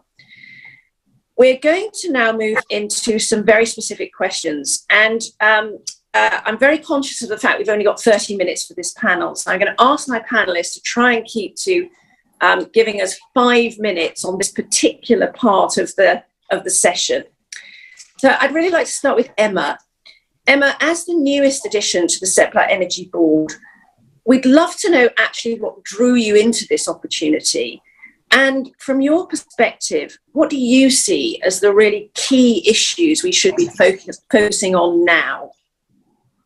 Thank you, Jane, and thanks everybody for joining today. I'm very excited actually that we're having a company-wide conversation about the importance of ESG and how Seplat is really playing its part in driving the energy transition in Nigeria. And that's really the hook to why I was really keen to join the Seplat Energy board. Jane has very kindly sort of outlined a little bit about my personal and professional experience in this area. And the red thread that runs through my whole career is that I've always wanted to be part of businesses that are providing essential services so that I can help people to effectively have choices in their life and the way that they want to live their life. That's my sort of personal purpose. So whether that's with Shell through transportation mobility, or whether that's with water and waste and gas as energy, and then more recently with Puma Energy. And it was with Puma that I actually really got deeply immersed in Africa and the just transition in Africa. So when I stepped down as CEO of Puma Energy a year ago, I was looking for an opportunity to play my part in continuing to try and support that just transition. And my personal belief is that Nigeria is such a critical part of Africa and Africa's energy transition that I wanted to find a way to be part of it. And Seplat has such an incredibly important role in driving that transition, and has the opportunity to do so because of the trust that we've built, our stakeholders and our communities. So it's a genuine privilege to be allowed to have the opportunity to support you and to support us all to try and make that transition. In terms of the sorts of the second part of Jane's question, which was, what are the issues that we face? You'll probably have a feel from my background that I've spent most of my career running businesses. So there's been an element of strategy to that in terms of finding a clear direction. A big part of what I've been doing is helping teams to deliver concretely against that vision. And I think our biggest opportunity and challenge as Seplat now is bringing alive very coherently and concretely our plans. And that means we have to translate strategy into action. And we have to build the trust of our stakeholders and our colleagues that it is happening and that we are actually managing to deliver against all of our goals. And that we can then actually build momentum behind what we're trying to do. I think a big part of the panel today and some of the conversations that you'll have after this event need to be around how we can all individually contribute to making that happen. Because I think it was mentioned by Effie and others, everybody across the organisation has a part to play in making sure that we are delivering on what we say we will and achieving our purpose to bring energy to Nigeria and to Nigeria's people. So with that, I'm going to hand back to you, Jane, and give you a bit more time back, I hope. Emma, thank you. That's really helpful. I think what I gained from that is a very strong focus on the just transition and also trust in the business, its ability, led by its people, to really push that forward. I think your point on bringing the plans alive is a particularly appropriate one, and actually rather sums up the whole of this day in terms of bringing ESG to life and collaborating for sustainability. So with that, I'd like to move on to Natalie now. Natalie, you've been with Seplat Energy for somewhat longer than Emma, and you've been able to see how the developments have changed up to this point in terms of its approach to sustainability and ESG. But you also bring a major global perspective and have real insights into Africa-specific challenges and governance issues. So I think it would be really helpful for us to understand from your side of this, from your opinion, what does work and also what doesn't work in this context. Thank you very much, Jane, and I'm conscious of time, so I'll try to be very brief, and I'll come back later, maybe in your second part of on the panel on this energy transition challenge, which is very specific to Africa. Looking back at indeed the years I have already done with Seplat, and I'm just here to say again how extremely proud I am of this, and it has been absolutely a key word. I would say that I see three key milestones on this challenging road of Seplat being born not that long ago, and now being indeed a very impressive leading African energy company. The first one, and quite a lot of people have already talked about this, that this is key, is this transition from being Seplat Petroleum to Seplat Energy. The second point is the embedding of ESG as a key component to our business strategy, not just a box to be ticked. And the third is monitoring.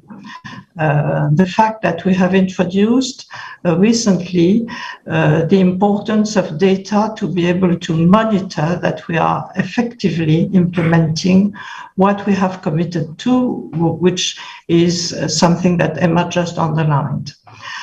I think it's a very impressive road, of which I think that we, but I would say first of all you as Seplat staff, wherever you are and whatever you do, can be extremely proud, because this only happened through, by, and thanks to you.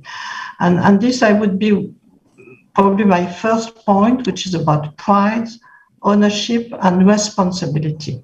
Individual responsibility, individual pride, individual ownership, individual responsibility. And this means indeed that all of us at whatever level are an active part of this strategy. Once again, it's not only a box to be ticked in the annual report or a specific whim of the board, it's a recipe for the success of our business. The second point is the importance of monitoring our progress, which is also a big step forward. And this is one of the things we are specifically working on when we are talking about governance at the Mo Ibrahim Foundation, or in any other areas where we talk about governance today. Governance is a core component of success. It's not just a goal to achieve. And we need to be able to have data to monitor closely the implementation of our commitments, because we need to know where we are coming from, what we are aiming at, and whether we are going there effectively and efficiently. So it's not just words. I think I will stop there, Jane, and leave the rest for the second part of your panel, for the sake of time. Thank you. Great, thank you, Natalie. Again, very insightful, and I think picking up particularly on your last point, the knowing where we are and also the understanding where we're going is absolutely vital in really driving this through the business. And again, like so many people today have made the very valid point that it's all about the people. It's all about being a people-led initiative, and again, having an ESG and a whole company ESG day is such a motivational and actually very important moment in time for a business that takes ESG seriously. So I'd like to move on now to Bello. Bello, you're speaking for all the engineers and the technicians in the company.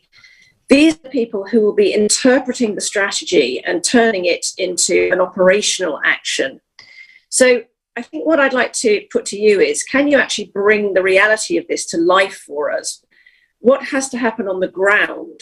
And also, I did notice at the beginning of the event in the chat, there was one question which I jotted down at the time.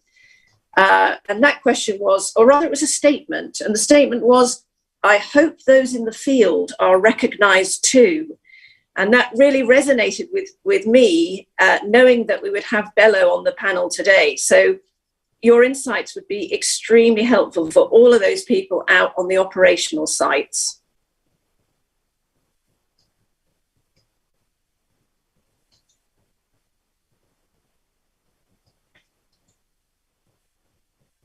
Bello, are you with us? Okay, thank you very much. I'm now unmuted.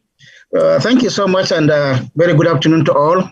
I'm very excited to be part of this session, and maybe to start with what you said last, that I was also hoping that all the operators outside in the field are actually connected to this teamwork that I really see as very collaborative and to really also reposition Seplat to where I really wanted it to be. Well, in terms of making the strategy happen or translating the strategy into action, I think a lot has done by this Shoma group that actually showed how people see ESG, how they understand it, and how they think we are actually handling it from the board side. I think it is important, maybe just as an overview, to really understand our industry, the challenges of the industry, and what we are trying to really achieve in terms of survival, because we're actually in a survival mode now as an industry. And first of all, I think we need to understand that the industry itself is an extractive one. It's an industry that has a lot to do with nature, a lot to do with the earth, both subsurface and on the surface.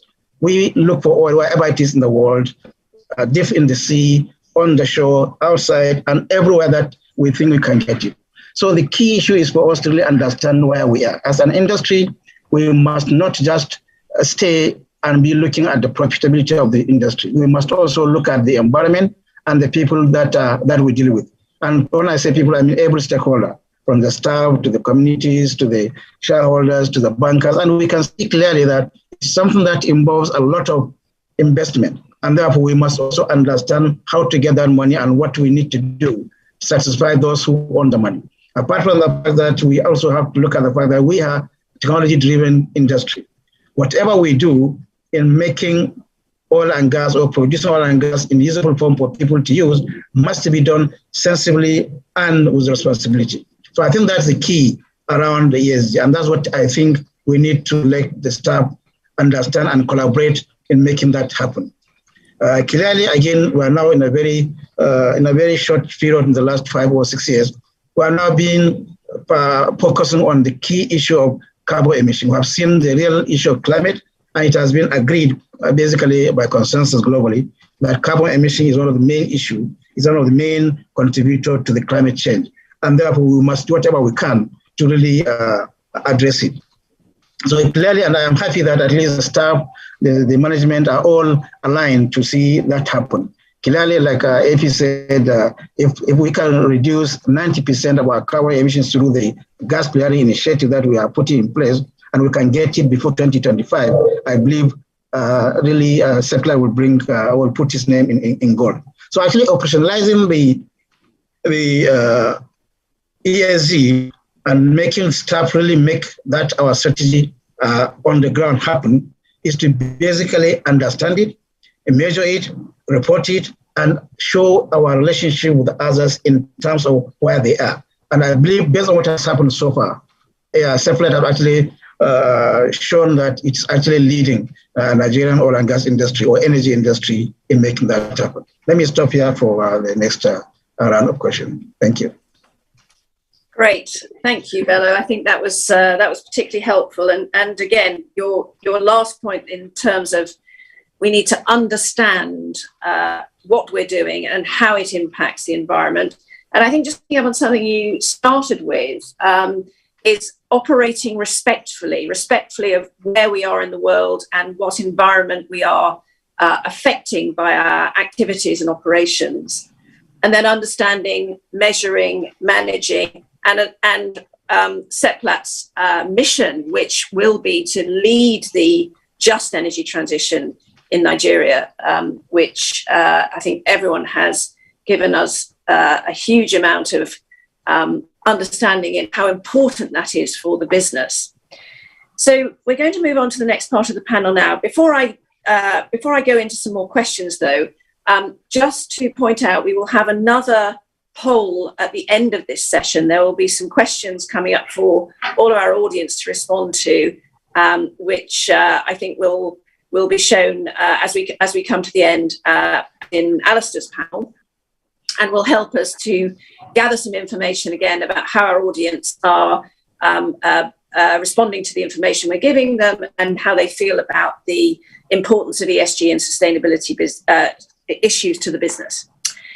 So I think everybody on the panel has given us a really good and insightful snapshot of where Seplat Energy is now and sort of thinking behind what's taken us to this point.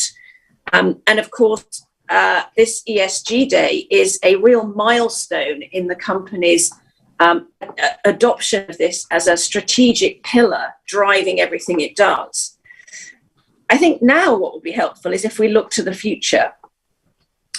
Emma, I'm just to go back to you. You've articulated how you see the positive changes which have been achieved by Seplat up to now. But, you know, can you look into the future for us? Can you do a little bit of crystal ball gazing? What needs to happen next? It needs to be unmuted, please. Emma. Admin, please unmute Emma.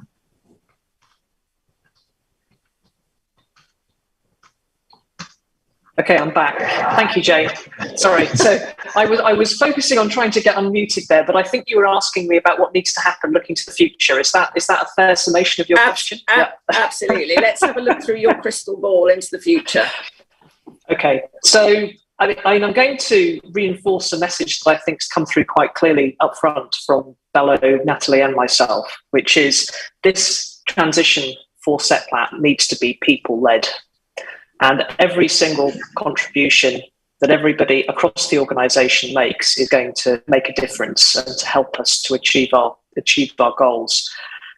In terms of what needs to happen next, it is all very much about being clear on what it is that we need to do. I love Bello's words, operating responsibly and respectfully to be able to achieve it. And also making sure that we're collaborating together because we can't do this on our own. In terms of the specifics that I think are going to be critical to try and bring that alive a little, we've already done a huge amount of work as Seplat, which I believe we can be very proud of in terms of the work we've done with our communities around ESG. And we need to build on that because that's a key basis of the trust that we have with those communities and stakeholders. Equally, we need to make sure, I think it was Effie who said that we need to make sure that we are operating our oil and our gas assets as effectively and efficiently and as responsibly as we can in order to be able to act as a platform for our cash generation and our transition activities. We also need to make sure that we are delivering on our flaring goal. I think it was Bella who mentioned that, and that is an absolutely critical activity for us to drive our emissions reductions. And then the other element for me, which is going to be a voyage of discovery for us, I think, is we have made a clear set of commitments that we wish to move into our Pillar 3 activities, our renewables projects. And we need to make sure that we really are clear on where we're going to play in that space as Seplat, and how we're going to support some of the other enabling infrastructure in Nigeria to help us to actually be able to connect the electricity that's generated from the projects to the communities that need it. Now, this is going to be a more medium-term goal for me, I think, because it's quite a complex area.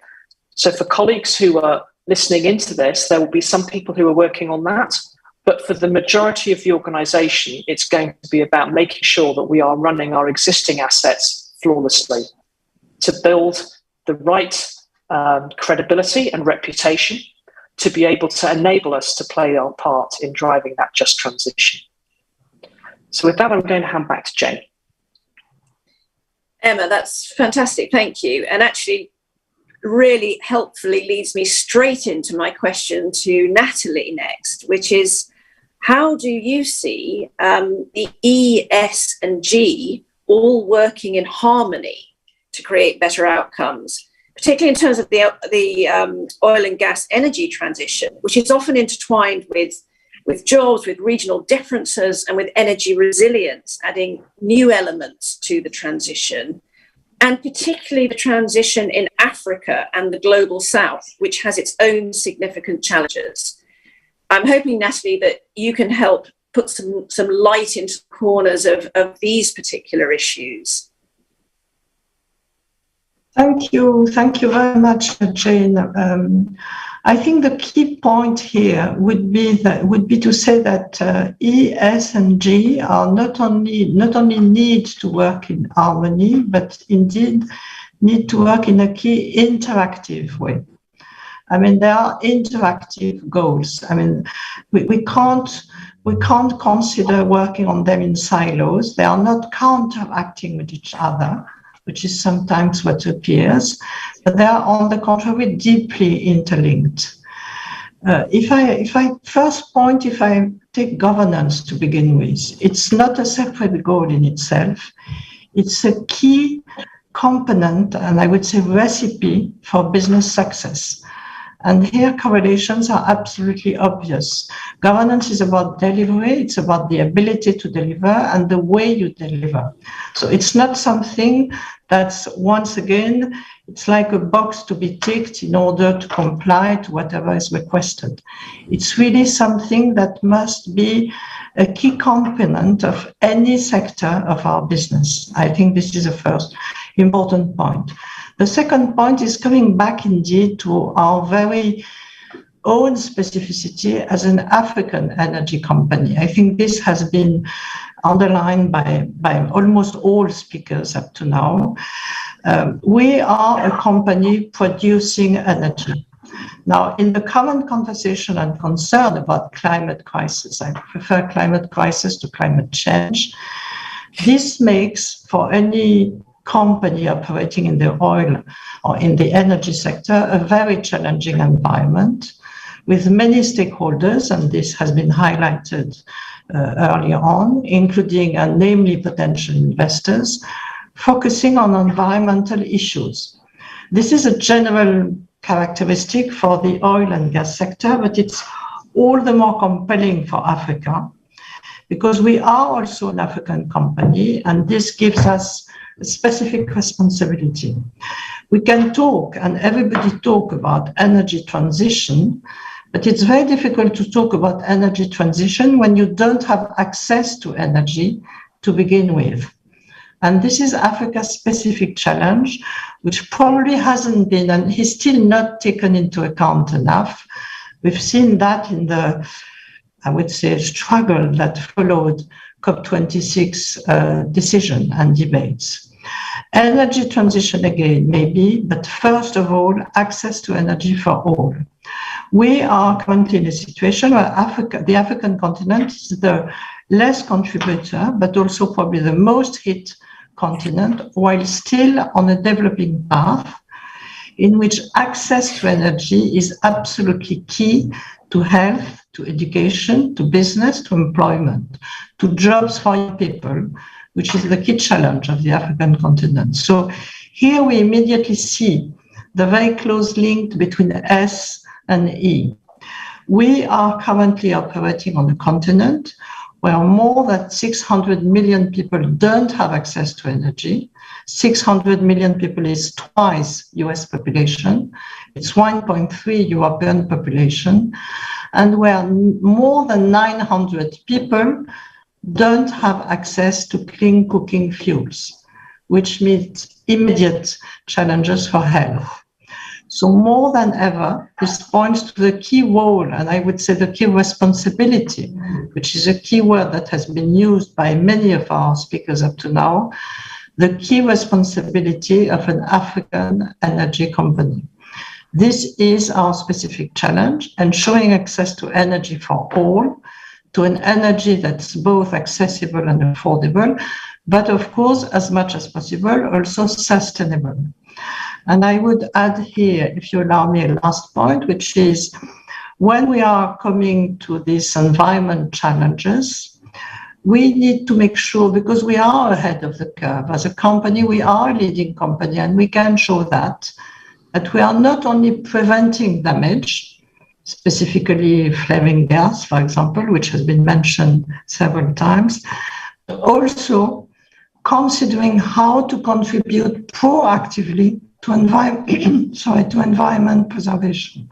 I stop there because I have no more voice and time is up. These were my main point. Thank you, Jane. Thank you. Natalie, thank you. Very helpful. And I think, you know, sort of trying to capture that in one phrase, I think what you're saying is we've got to stop talking the talk and start walking the walk, exactly. Getting it to happen. And I think, again, that takes me very neatly to Bello. It would be very good just to get one or two thoughts from you on this particular aspect, Bello. And I am also conscious of the fact we're coming close to the end of our time. But I think we'd love some insights from your perspective. Thank you very much, Jane. Again, just to summarize that, if we look at the two key issues, apart from the governance, which obviously has been the main issue, just trying to make money out of the business, but the two issues of social and environmental, I think it's important to understand what does it mean to have a environmentally responsible company. And to that, I think Seplat has done very well. One of the two things that they do is actually to seek lower greenhouse gas emission, which we are trying to do, and we are doing very well. We're also trying to ensure that we use renewable energy in our business. And I think even trying to reduce the consumption of diesel and converting some of our generators to use power from solar is a very good initiative that I think environmentally you can say Seplat is responsibly working towards environmental sustainability.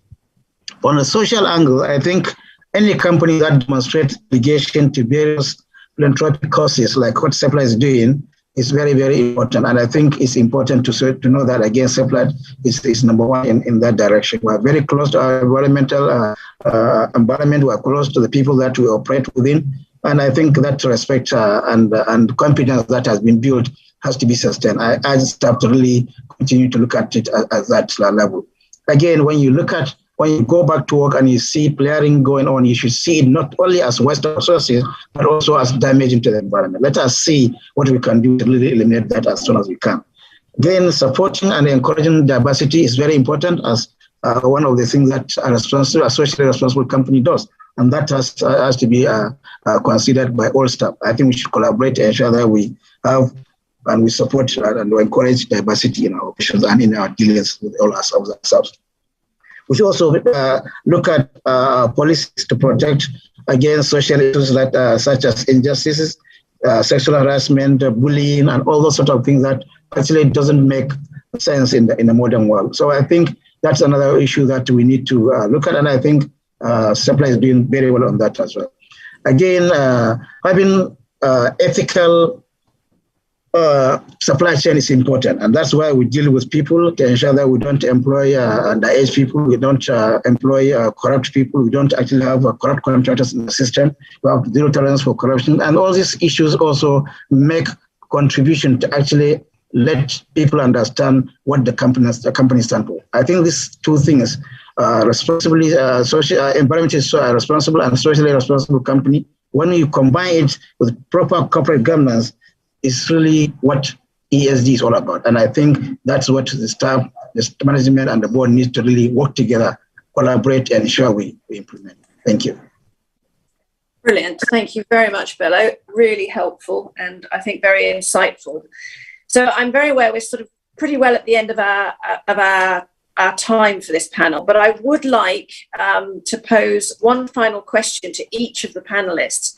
And I think actually our hope is that at the end of this, perhaps at this panel, but particularly at the end of the whole of this ESG event, if the audience leaves with a real sense of inspiration, but an understanding that there's a lot to do, but also equipped with something tangible that helps drive this change and shows that there's real commitment to achieving all of those targets that we've been discussing. So with that in mind, I have got this one final question for each of you.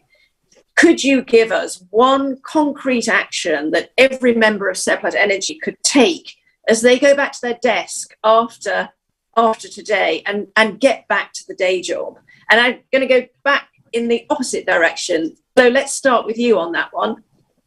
Thank you so much, Jen. And I think it's a very interesting question that I think we need really to look at and answer. I believe if we are talking of one concrete action that every member of Seplat family should from today adopt is what they call the triple bottom line.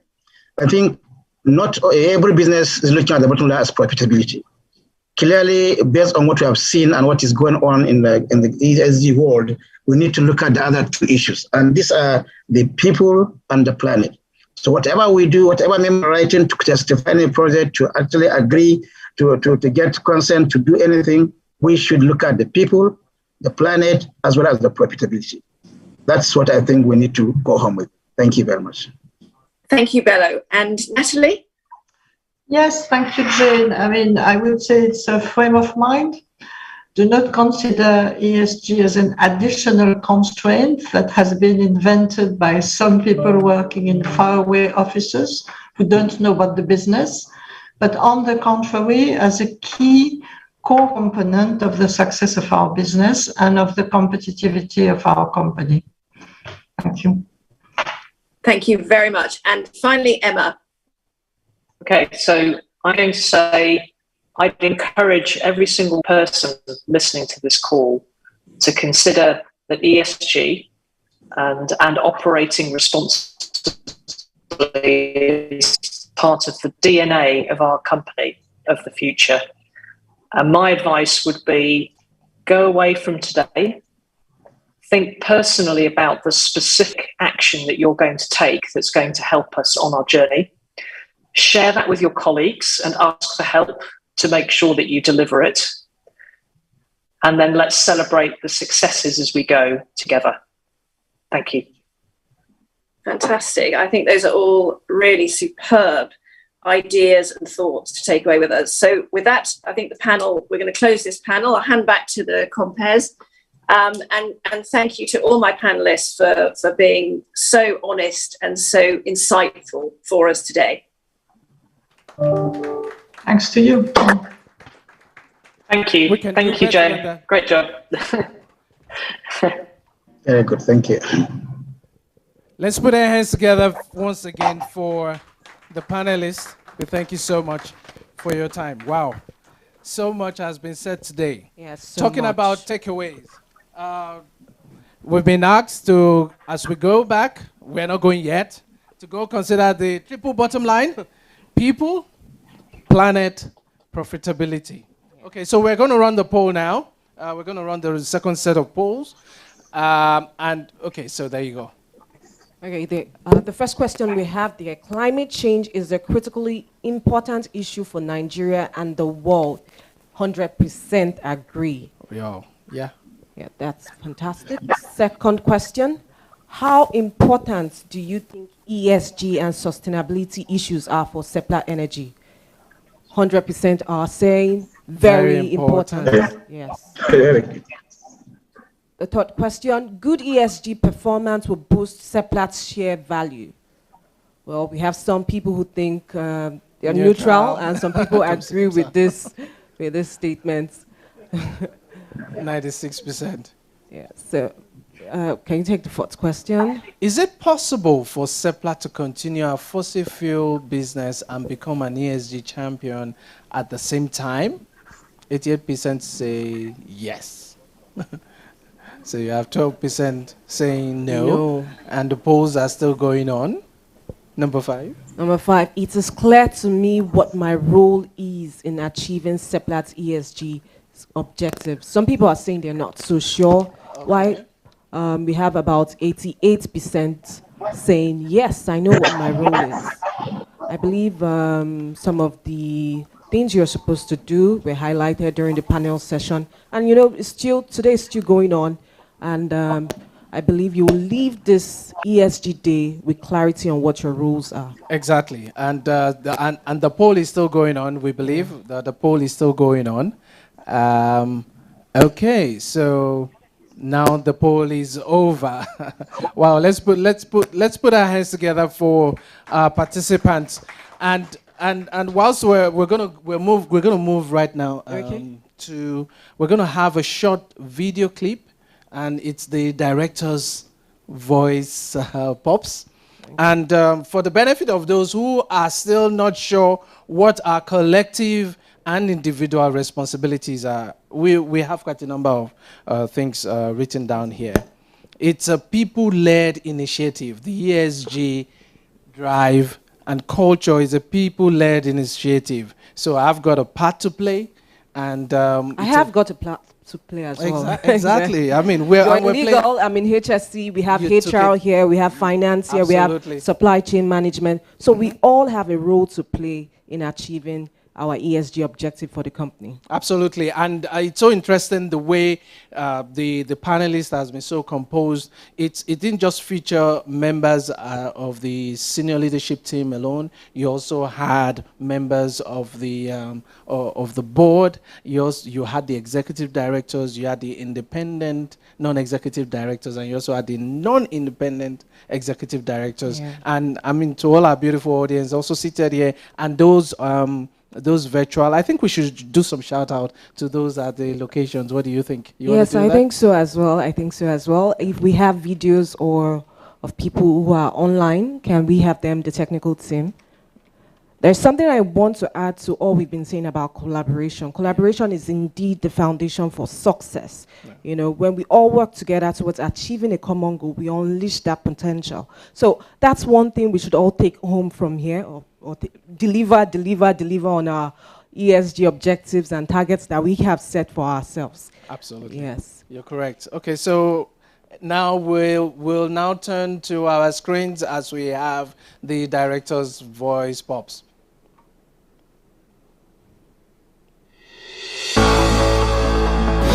Quite interesting. I think the world is really focused these days on sustainability. Sustainability in terms of the environment, sustainability in terms of our impact on the social, in terms of our connection to society we live in, and of course governance. These concepts have been highlighted more from the recent medical emergency we had in the whole world. The world is clearly interested in how businesses are run, and has to business has to make a contribution to the concept of sustainability. The oil and gas industry, in terms of the process and in terms of the output, the products, the utilization of our products, and they contribute heavily in terms of environmental pollution. More importantly, the whole world believe that oil and gas industry, have more to do in terms of reduction in environmental pollution. So apart from other businesses, the environmental component, the environment component of ESG is key to our business. On the social side as well, in terms of responsibility to society, in the environment that we function is of importance as well. And of course, governance, being the process of administering the whole enterprise, help to sustain the institutions and processes put in place to sustain the ESG aspect or the ES aspect of ESG. So ESG becomes very, very key to the sector and industry that we work in. ESG means environmental, social, and governance. When we look at ESG, we look at a set of framework that is used for companies to assess their sustainability in terms of their operations. When companies operate, they want to do that to ensure that their impact in the environment, whether it be the social needs of their host community or their stakeholders, is done in the proper way to create value.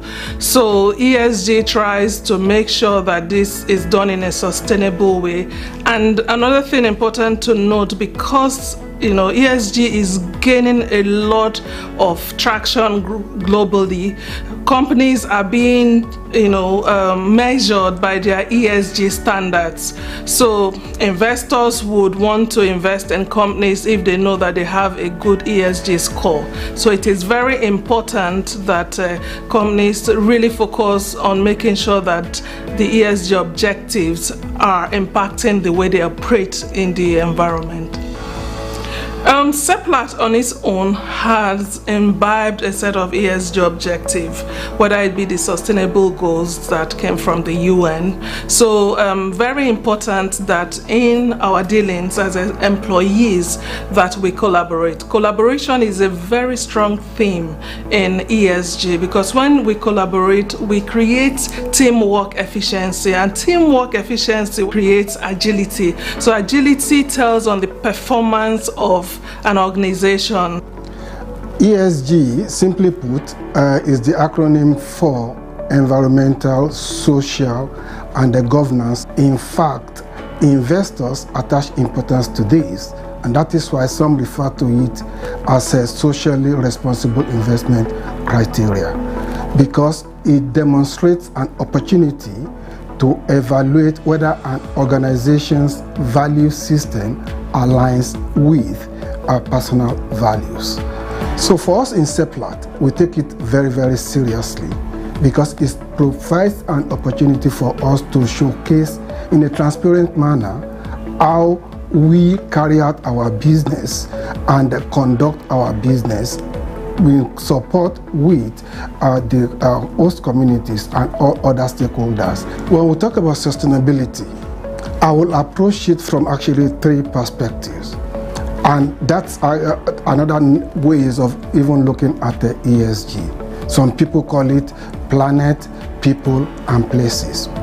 When we talk about the planet, we have only one environment, one planet, and we need to make sure that we contribute our quota towards a safe existence and continuation of the planet.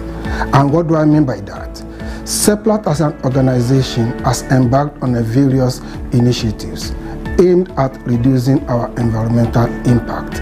For example, our flare-out projects, our solarization efforts, and also reduction of fugitive emissions, and so on and so forth. All these require that we as Seplat employee need to play our part towards actualization of these initiatives so that we can reduce our environmental footprints. The second part, which is the people, that speaks to you and myself, in that we need to equally do our own part by making sure that we pay attention to what we consume. We need to reduce our energy consumption, our water consumption. Where practically possible, we reduce our waste by promoting the concept of reuse, reduce, and recycle. And the last element is on places.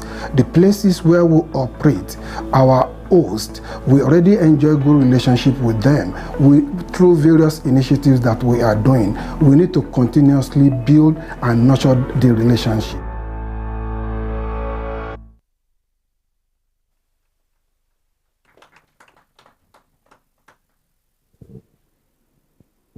Okay, very insightful video. I believe we picked up 1 or 2 things from there. We've had 2 panel sessions so far. The very first one we had was on the topic, what does ESG mean for Seplat? And the second one we had was a tune from the top on placing ESG at the heart of Seplat's business. Now we're going to have a very powerful fireside chat that will be led by our amazing Florence Wabweze, who's here. She's going to be moderating this session. Florence, you have the floor. It is going to be on practicing or practices what replicating from ESG champions. Let's put our hands together. Let's put for our the hands panel. together for her. For her, as she introduced the panelists. Thank you. Thank you very much. It's my pleasure to be here to co-facilitate this fireside chat with my colleagues. I have Amechi Ngogbe here. Amechi is the production and operations manager. We also have online Eduje Macaulay from the gas team and Brian Marcos from the they are there on the online from finance in London. Now, quite a lot has been said about ESG and, you know, COVID. I know we keep hearing about COVID, but something that COVID brought to the fore was the fact that the stopping operations and the fact that most industries were pretty much out of operation for some time brought a certain aspect of ESG to fore, which was environmental protection. And so that kind of galvanized lots of conversations around ESG, which is why we now have the conversations coming up from COP26. But we'll get into that in a bit. 83% of the respondents to one of the polls mentioned that they had pretty good knowledge of ESG.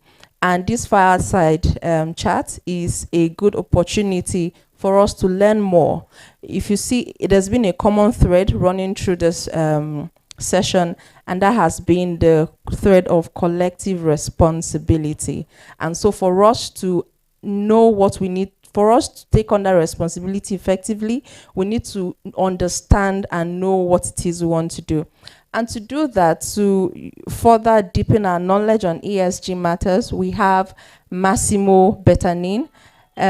Permit me to read out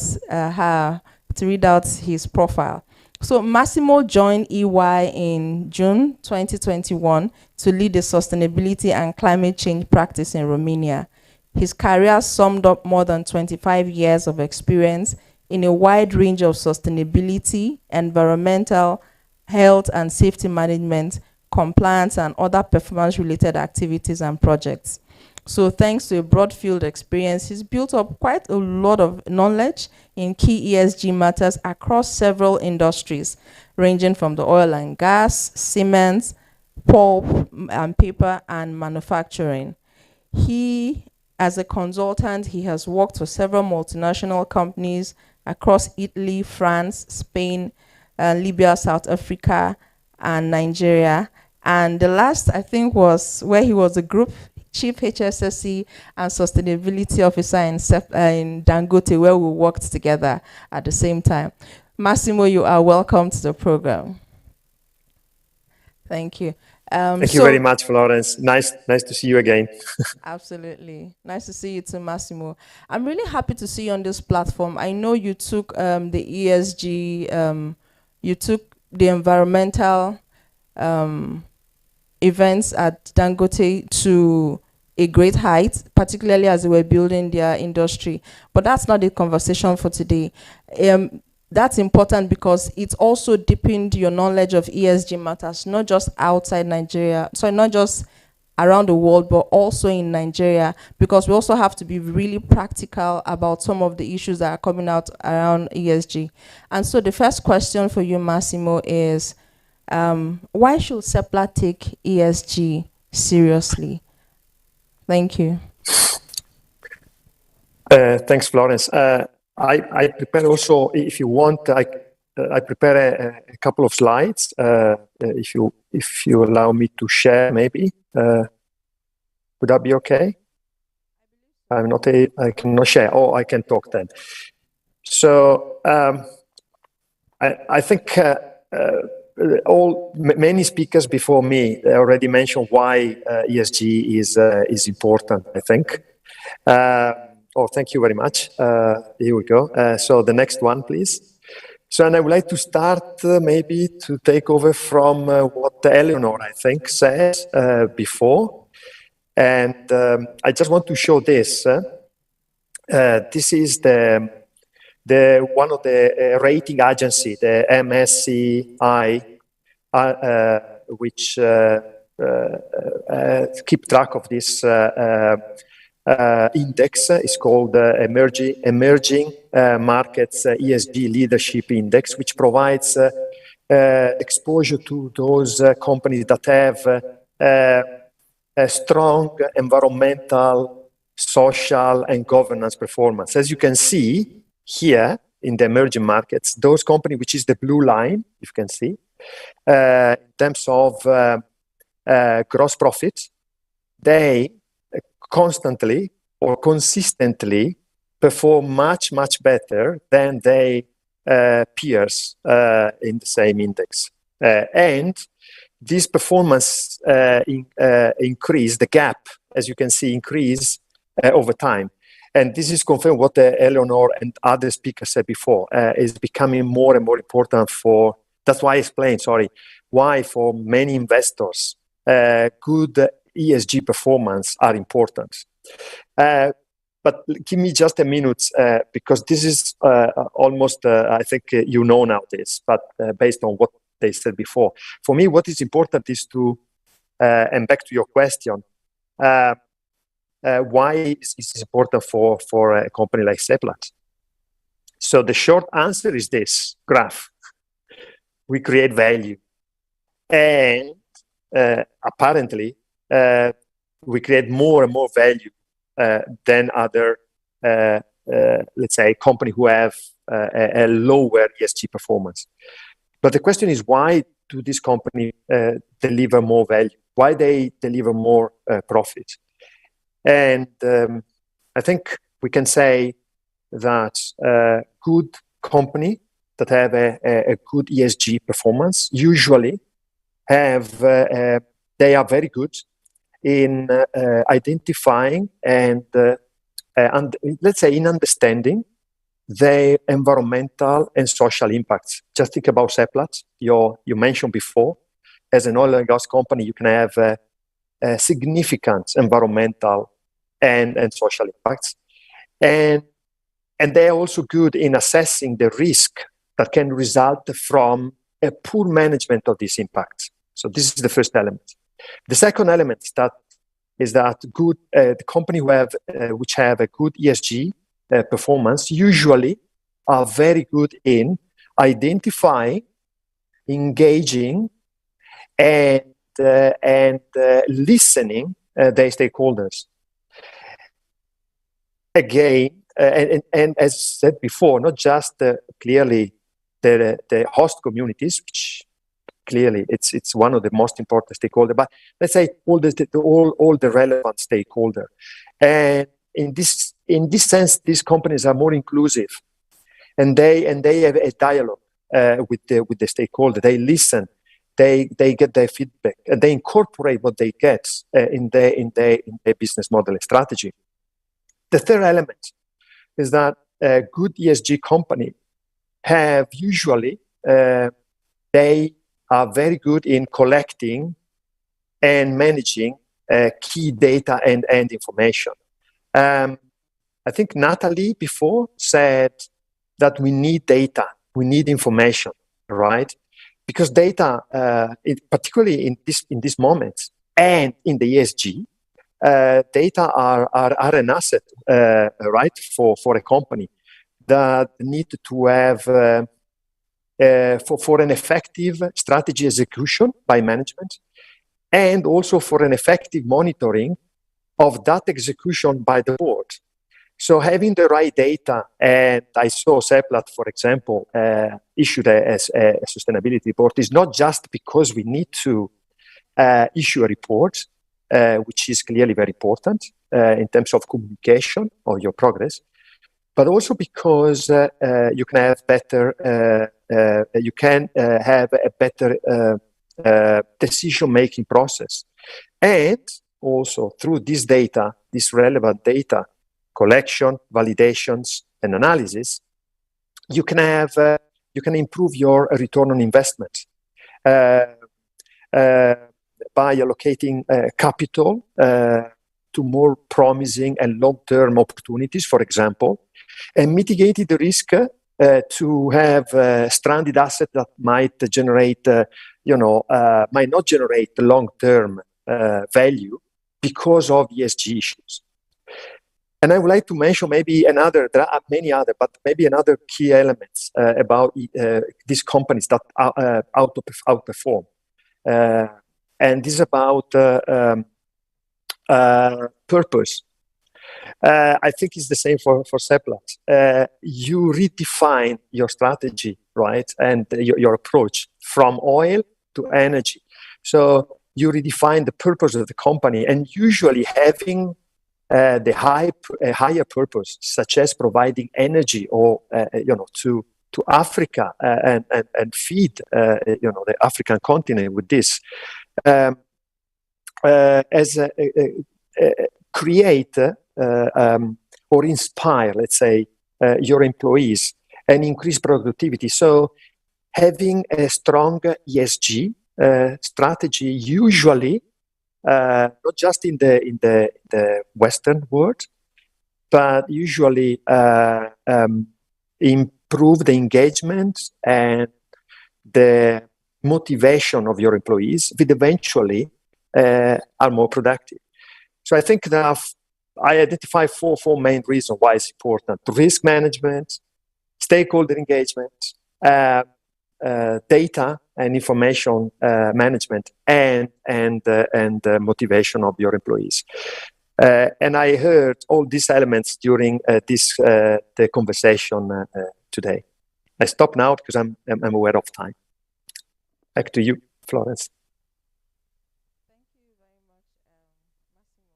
So it's good to know we have a really strong ESG strategy in Seplat. This is a good time to segue into Amechi. Ask Amechi to take up the next question. Amechi.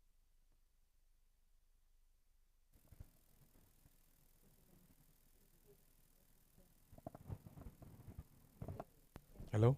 Hello. All right. Thank you. Thank you, Master. Thank you so much. The second question is goes in this way. Can you share some examples of energy companies like Seplat that have demonstrated good ESG performance?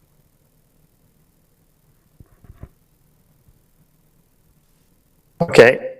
Can you hear me? Yeah, we can hear you. Okay. Well, there are a number of companies who are quite good in terms of ESG. However, I try to select a couple. And the first one, you can also show the second slide. I choose it. It's in the oil and gas sector. Actually, in the refining sector, as you know, refining it's a present a challenging business, at least in Europe or in some part of the world. And from an ESG sustainability point of view, it's a difficult business because of all the impact the refining business has, and of course because of my previous work also I have a detailed understanding of this business. I choose this company, which is called Neste. It's a Finnish company, 70 years old. They started as a typical refining business, and more or less in 2010, a little bit more before 2010, they started they triggered a significant R&D program, focused mainly on renewable products. And so they at that time they had 3 refineries, one in Singapore, one in Netherlands, one in Finland, and they started to upgrade one of these refineries in Singapore. And basically, at present, Neste now, they are all the refineries converted to use waste derived fuel feedstock. So they use basically spent oil, vegetable spent oil. You would be impressed to know how much vegetable oil is wasted every day in the world. and is a valuable product, high calorific value. So they use basically other type of waste, including plastic, and is a company that last year they turnover was in the range of 15 billion, of which 1.3 billion was in profit, and 94% of this profit is related to renewable products.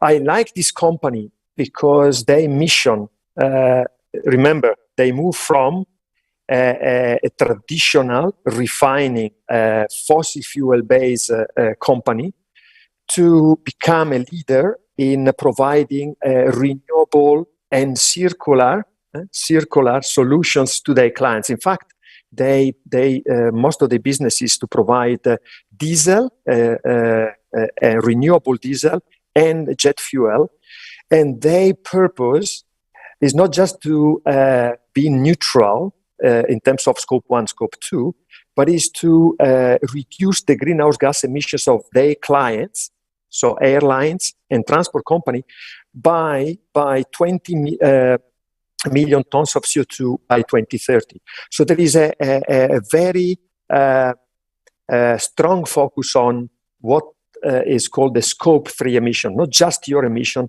but also the emission generated by your products. The second company, if you want to maybe to show the third slides, that I choose is another company which is not complete anymore in the oil and gas sector, but it was. This company is 50 years old, is Danish, Ørsted. It was created 50 years ago to manage the oil and gas resources in the North Sea, in the Danish waters of the North Sea. In 2010, they started a process to, they enter into the electricity business, in the power business. More or less is your third pillar. And initially it was a business, it was a fossil fuel business. So traditional coal and gas-based power station. But the second part of the 2000s, they moved to very aggressively to the renewable electricity, and at present they are basically they are considered actually the best sustainable energy industry in the world. They've been awarded 5 years in a row as the best or the greenest energy industry. They are the first company that got their targets across the full value chain. So scope 1, scope 2, scope 3. Target according to the science-based target initiative, and they want to be net zero, including the emission of the scope 3 by 2040. So they will be carbon neutral by 2025 in 3 years' time, and completely net zero by 2040. Please note that they still have a gas business, mainly distribution as a retailer. So their plan is to phase out their gas business and to focus entirely on renewable energy. Clearly, this is the only way you can be carbon neutral according to the science-based targets by 2050.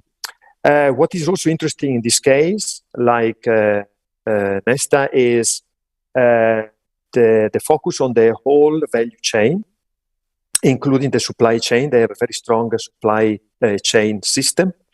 Just to give you an idea, they are very focused also in reducing the emission associated with the construction of their wind turbines. They mainly focus on offshore wind turbines, on using hybrid vessels, on routing to optimize, the distances, on speeds, vessel speeds, on the steel they use. They want to use a carbon neutral steel for their foundations because they realize it's an important part of their emissions.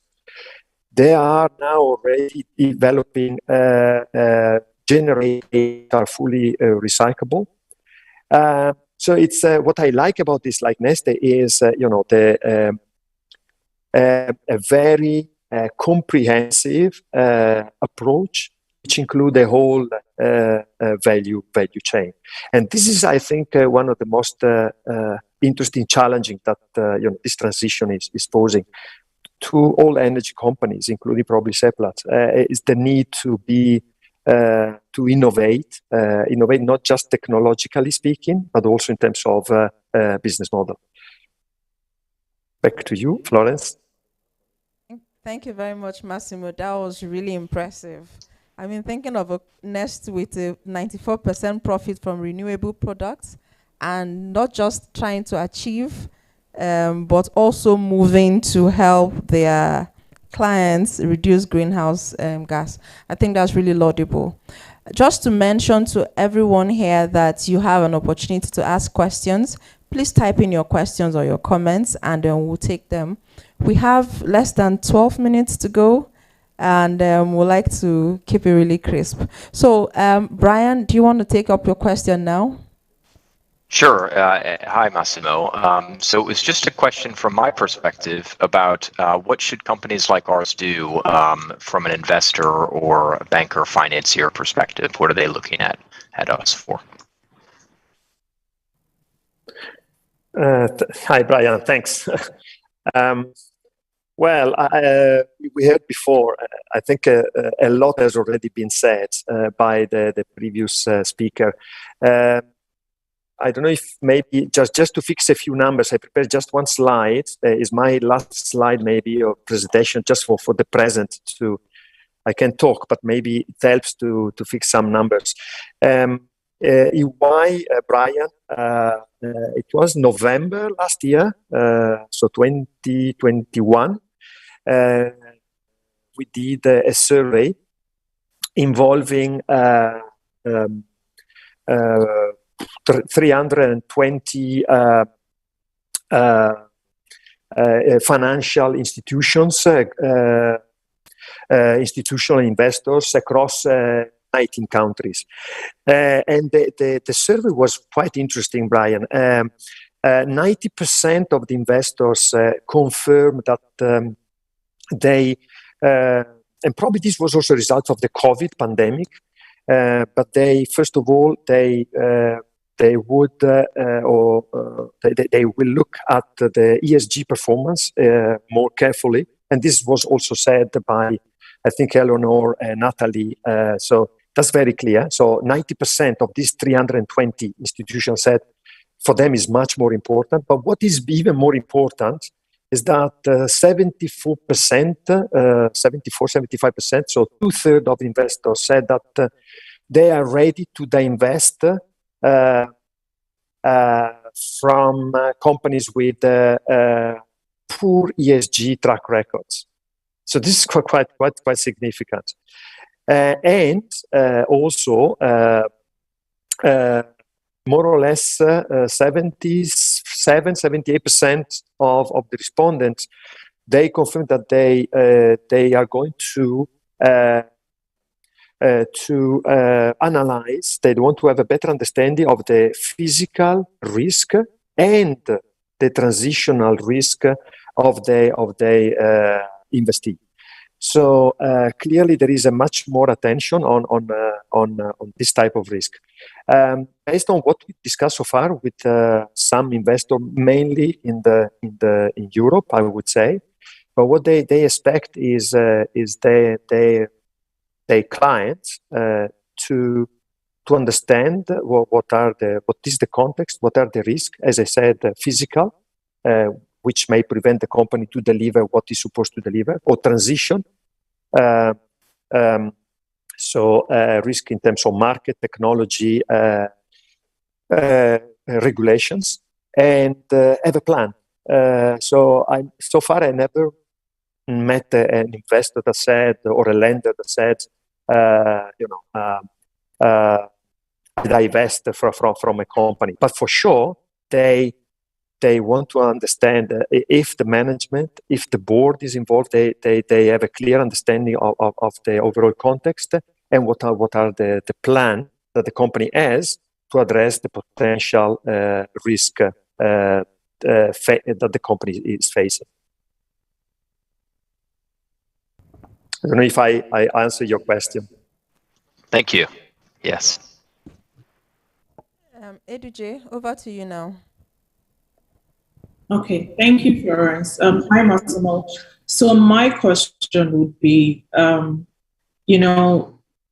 last year we had COP26 and a lot of climate action targets and objectives were set by both public and private entities, and even Natalie referred to it during her panel session. Do you think that these targets are realistic based on the energy poverty in Nigeria and Africa as a whole? And how will the dynamics play out for underdeveloped countries and emerging economies? Realistic? This is a 1 billion question. And particularly in a context like the African context, where, or other contexts actually, where there is clearly a need of energy. But for me, the question is: do we really have any choice? Because clearly they are very challenging.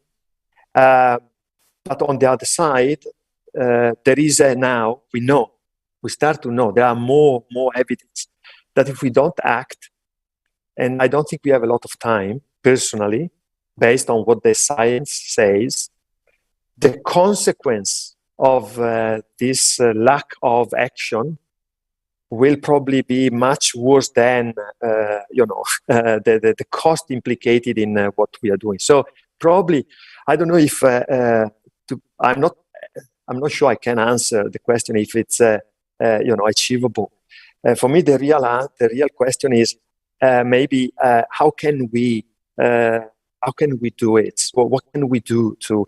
And I think during the COP26, for me, the most important outcome of that event is that people stop saying, we cannot do it.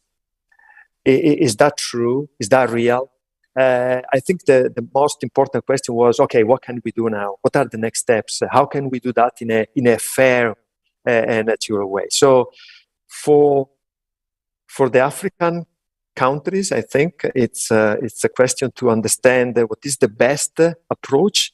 What does it? Because as was said before, I think there is not just one recipe, right? One something that is good for everybody. So to some extent, Africa has potentially an advantage. There is not too many infrastructures on energy, right? So I think there is here a good opportunity to be creative and to have some innovative solutions rather than to just duplicate what eventually is not working in other parts of the world. So Africa is blessed with resources, natural resources, sun, right? For example, water, etc. So rather than to say it's achievable, I would say, okay, how can we do it in a way which is compatible with the African context, yes, and conditions. I don't know if I hope to have answered your question. Thank you very much, Massimo. And I think that brings us to the end of the session. I know we had mentioned we'll take questions, but in the interest of time, we're unable to take questions. But if you have questions, please keep them coming. We will definitely send them to Massimo and get answers for you and forward them to you as time goes on. Massimo, do you have any last words for us before we close off the session? Yes. Actually, I didn't prepare it, but Florence, I'm very happy to have attended this event from the very beginning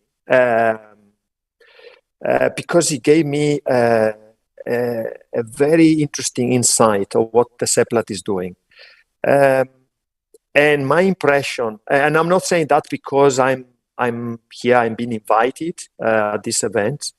But based on what I heard from the different speakers at all levels of the organization, right? I had an impression that Seplat is an organization that is walking the talk, and I think there are all the ingredients based on what I see and what I heard. There are all the ingredients to really make this company a success story in the transition from an old business model to a new one, and I think I'm pretty sure that in the next year we'll see Seplat rated BB, then A, then AA, and I would not be surprised to see Seplat becoming an AA, a triple A rated company. I'm sure with this attitude. I'm very sure. Thank you very much. Thank you very much, Massimo, for that vote of confidence. I do believe that we're all geared towards working together to get the AAA rating. If there's something like a quadruple A, I think we should aim for it. And on that note, I say thank you very much. Thank you for your time.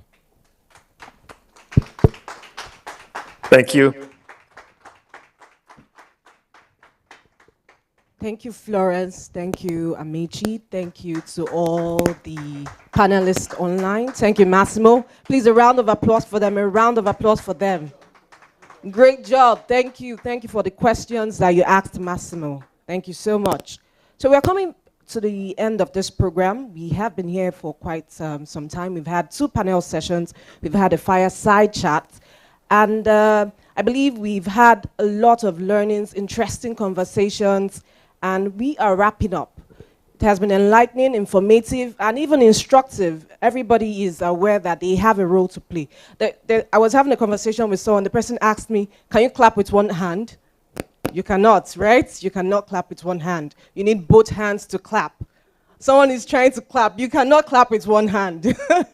You need both hands to clap. You need everybody to be on board and deliver on our ESG objectives. So I would like to call to the stage the General Counsel, rather. I was going to say Director of Legal, but the General Counsel, Madam Edith, to give us a wrapping or closing remark before we wrap up properly. Please, a round of applause as she comes up. Thank you very much, Chiamaka. Wow, this has been explosive. The knowledge sharing, excellent. Dr. C and team, I don't know what to say. This has been something else. I know Dr. C is very passionate about ESG. I think she reflects the value even in her love for green. I think she actually has a green wardrobe. So I'd like to start by saying that Paul McCartney, says there must be a better way to make the things we want, a way that doesn't spoil the sky or the rain or the land. So ESG is about this better way. So you have seen from all that has been presented, Dr. C started by talking about the importance of ESG, talking about the enablers, and the fact that we have committed to a set of actions, objectives, to ensure that we perform in a responsible way, creating long-term value for our stakeholders. She directed us to the 17 Sustainable Development Goals under the UN and the African Agenda on ESG. Also going forward, we had the CEO who talked about our leading vision, which is to lead Nigeria's energy transition with accessible, affordable, and reliable energy. That is not, it doesn't stop there. It says that that drives also social economic prosperity. And the overarching arm is strong governance. This is driving our energy transition. So don't forget those words. Very important to remember, what Seplat's ESG agenda is all about. Now, we had several panel sessions, and Alasdair Mackenzie, who is the ESG Steering chairman, led the panel to answer some questions. Eleanor participated, Effie and Yetunde. Eleanor talked very importantly about the fact that investors pay more attention to ESG performance. To ensure that they're part of a company, they want to be part of a company that is sustainable. Yetunde went on to talk about the impact of ESG on our business, how we are working to reducing our carbon footprints, carbon neutrality, our ambitions. But most importantly, she says as we reduce our gas flaring, we grow our gas volumes and commercialization.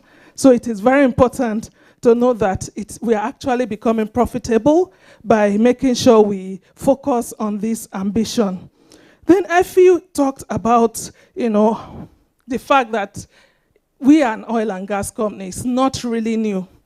I also remember that at a recent conference, we were told, I think the Minister of Namibia was at that conference, and they had just discovered oil in Namibia.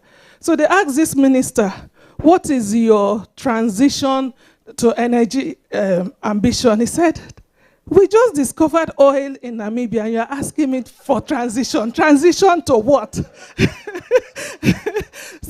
But he did go on to say that in the way they operate, drill their wells, they are looking to do it in a sustainable manner. So they are also growing ESG side by side.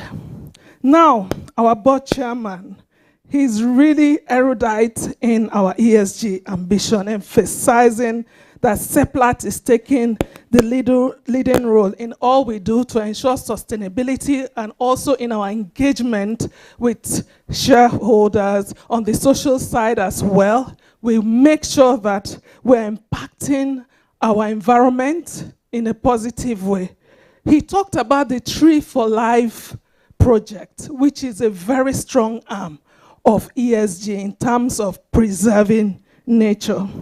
We went to the board. The board of Seplat is fantastic. We have passionate people on the board on ESG. You dare not bring any project without explaining the impact and how it will improve our ESG score.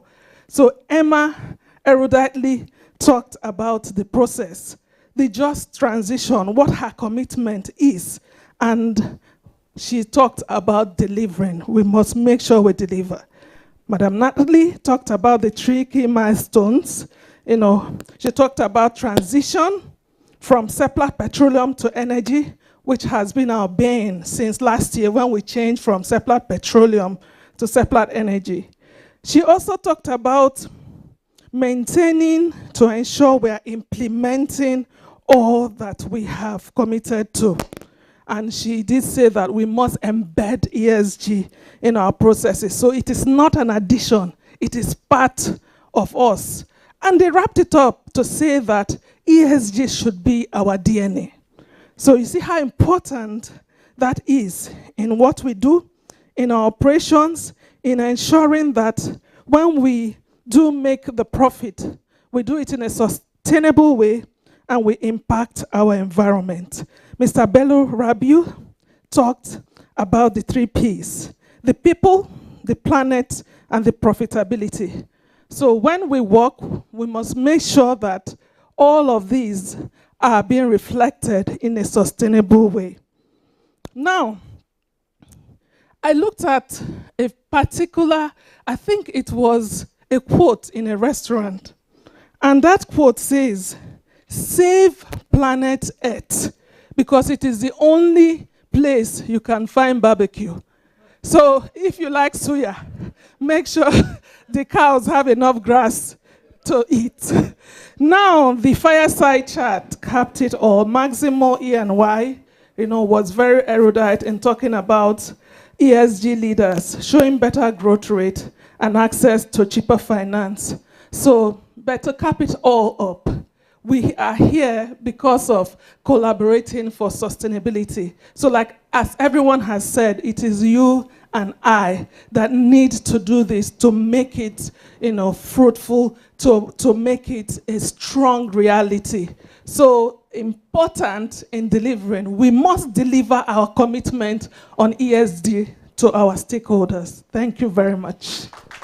Thank you very much. Put your hands together. Put your hands together for the Director Legal, Company Secretary, in person of Mrs. Edith Onwuchekwa. Wow, what a day. What a day. What a day. Yes, it has been very, very, very enlightening. When we started this, everybody was wondering, so what is the goal? What is all this ESG day all about? I'm sure by now we all know the essence of the maiden edition of the ESG Day, which has come to stay. The first of its kind. The first of its kind. So we're going to have many ESG days. In fact, we are now living ESG. We are now living in the ESG days. And for those that didn't know what ESG is all about, we believe that now they do know what it's all about. Yes, there's clarity around what ESG means to us as a company, and I hope that going forward, we can all effectively play our part in ensuring that we meet our objectives. Yes. And when we started this program, Madam Chioma actually mentioned two things. She had expectations. She said it was going to be informative, it was going to be enlightening. It was also going to be fun. There's a fun part to it. Yes. So after this session, we have an experience booth just downstairs for everyone to go around, and we would just take pictures. We would also walk you around the tour, the booths that we have set up, and we can all, enjoy it together. Yeah, exactly. You have the ESG booth. Yes. So you have the environment, you have the social, and you have the governance booth. So make sure you all attend these booths. And there will be, what's it called, the fastest fingers? Yes, there's the fastest fingers coming up as well. Yeah, at the booths. And we know a lot of people are ready. We have exciting, how exciting. Oh, look at the London people. Hi, guys. Hi. Oh, I can see Patient's dog there. Yeah, dog, yeah. Hi. And that's Jean as well. Yes, Jean, so hi, everyone over there. Hi, everyone. Yeah. Yes. If we can see other locations as well, technical team. Yeah, technical team, you can see other location. Hi, Sapele. Let's give it up for Sapele. Everybody put your hands together for Sapele. Exactly. And give it up for Oben. There's Oben. We have Oben. We have Rapele. We have Oweri as well. Yes. Abuja. Yes. Yes. And of course, we have a wonderful audience here in Lagos and those who are also virtual, everyone. Yes. I think everybody should put their hands together for themselves. Yeah. But there's someone that is best placed, to really appreciate everybody. Yes. She knows what has gone into this. She knows the sleepless nights. Yes. She knows about the creativity, the strategizing, and to be able to pull together, all of these very important personalities, considering their time schedule and all of that. Who else but Dr. Chioma Onwuchekwa, Dr. C, the delectable Dr. C. Put your hands together for the Director, External Affairs and Sustainability, Dr. Chioma Onwuchekwa. Put your hands together for her. My goodness. I am so humbled, so delighted. I didn't know that this will turn out to be as great as this. And you all made it this great. It will be good to just say thank you, because if I start mentioning the various people who made this great, I may miss somebody. But the truth is that all of you, online, here, everywhere made this great. When I spoke earlier on, I didn't mention our board members. I wanted that to be a surprise. But can you see how collaboratively we brought everybody together? Our board members gave us the honor and gave us the time to share this day with us. To that we say thank you, starting from our chairman, and the director legal just captured everything when she spoke about what everybody said. So I'm not going to go through that. But at least we all witnessed that from our chairman, the board members, and the chairman of my sustainability committee, Madam Natalie Delapam, they were also engaged.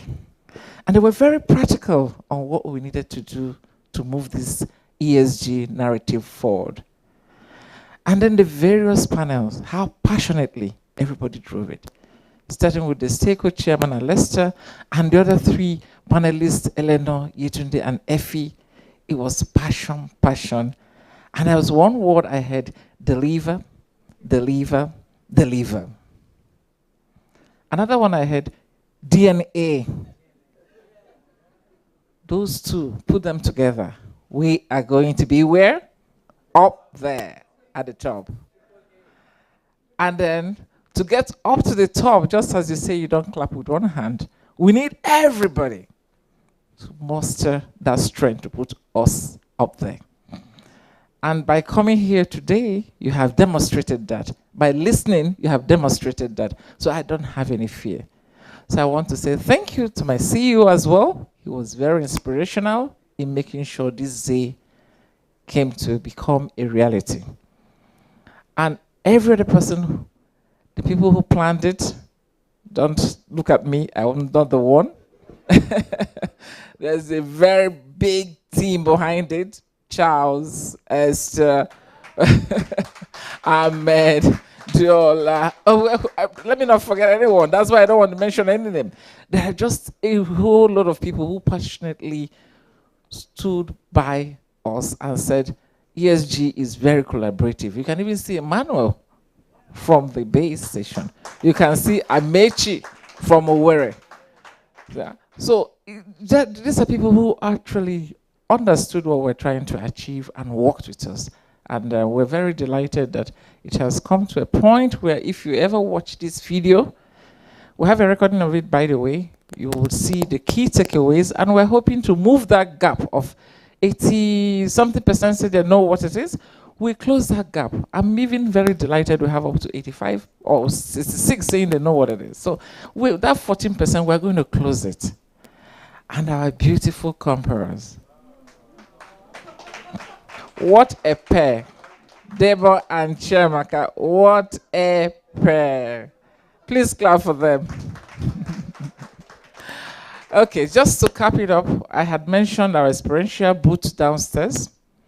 So what we did, we actually made a documentary of a few minutes for those who can definitely be in this building. And I encourage everyone who is in this building to come downstairs. So we're going to end by saying thank you, as we will deliver, so that deliver again, so it will be in our DNA. And we'll leave the stage by leaving those who can go downstairs to watch what downstairs look like. Thank you very much, everyone. And see you again next year. Bye-bye.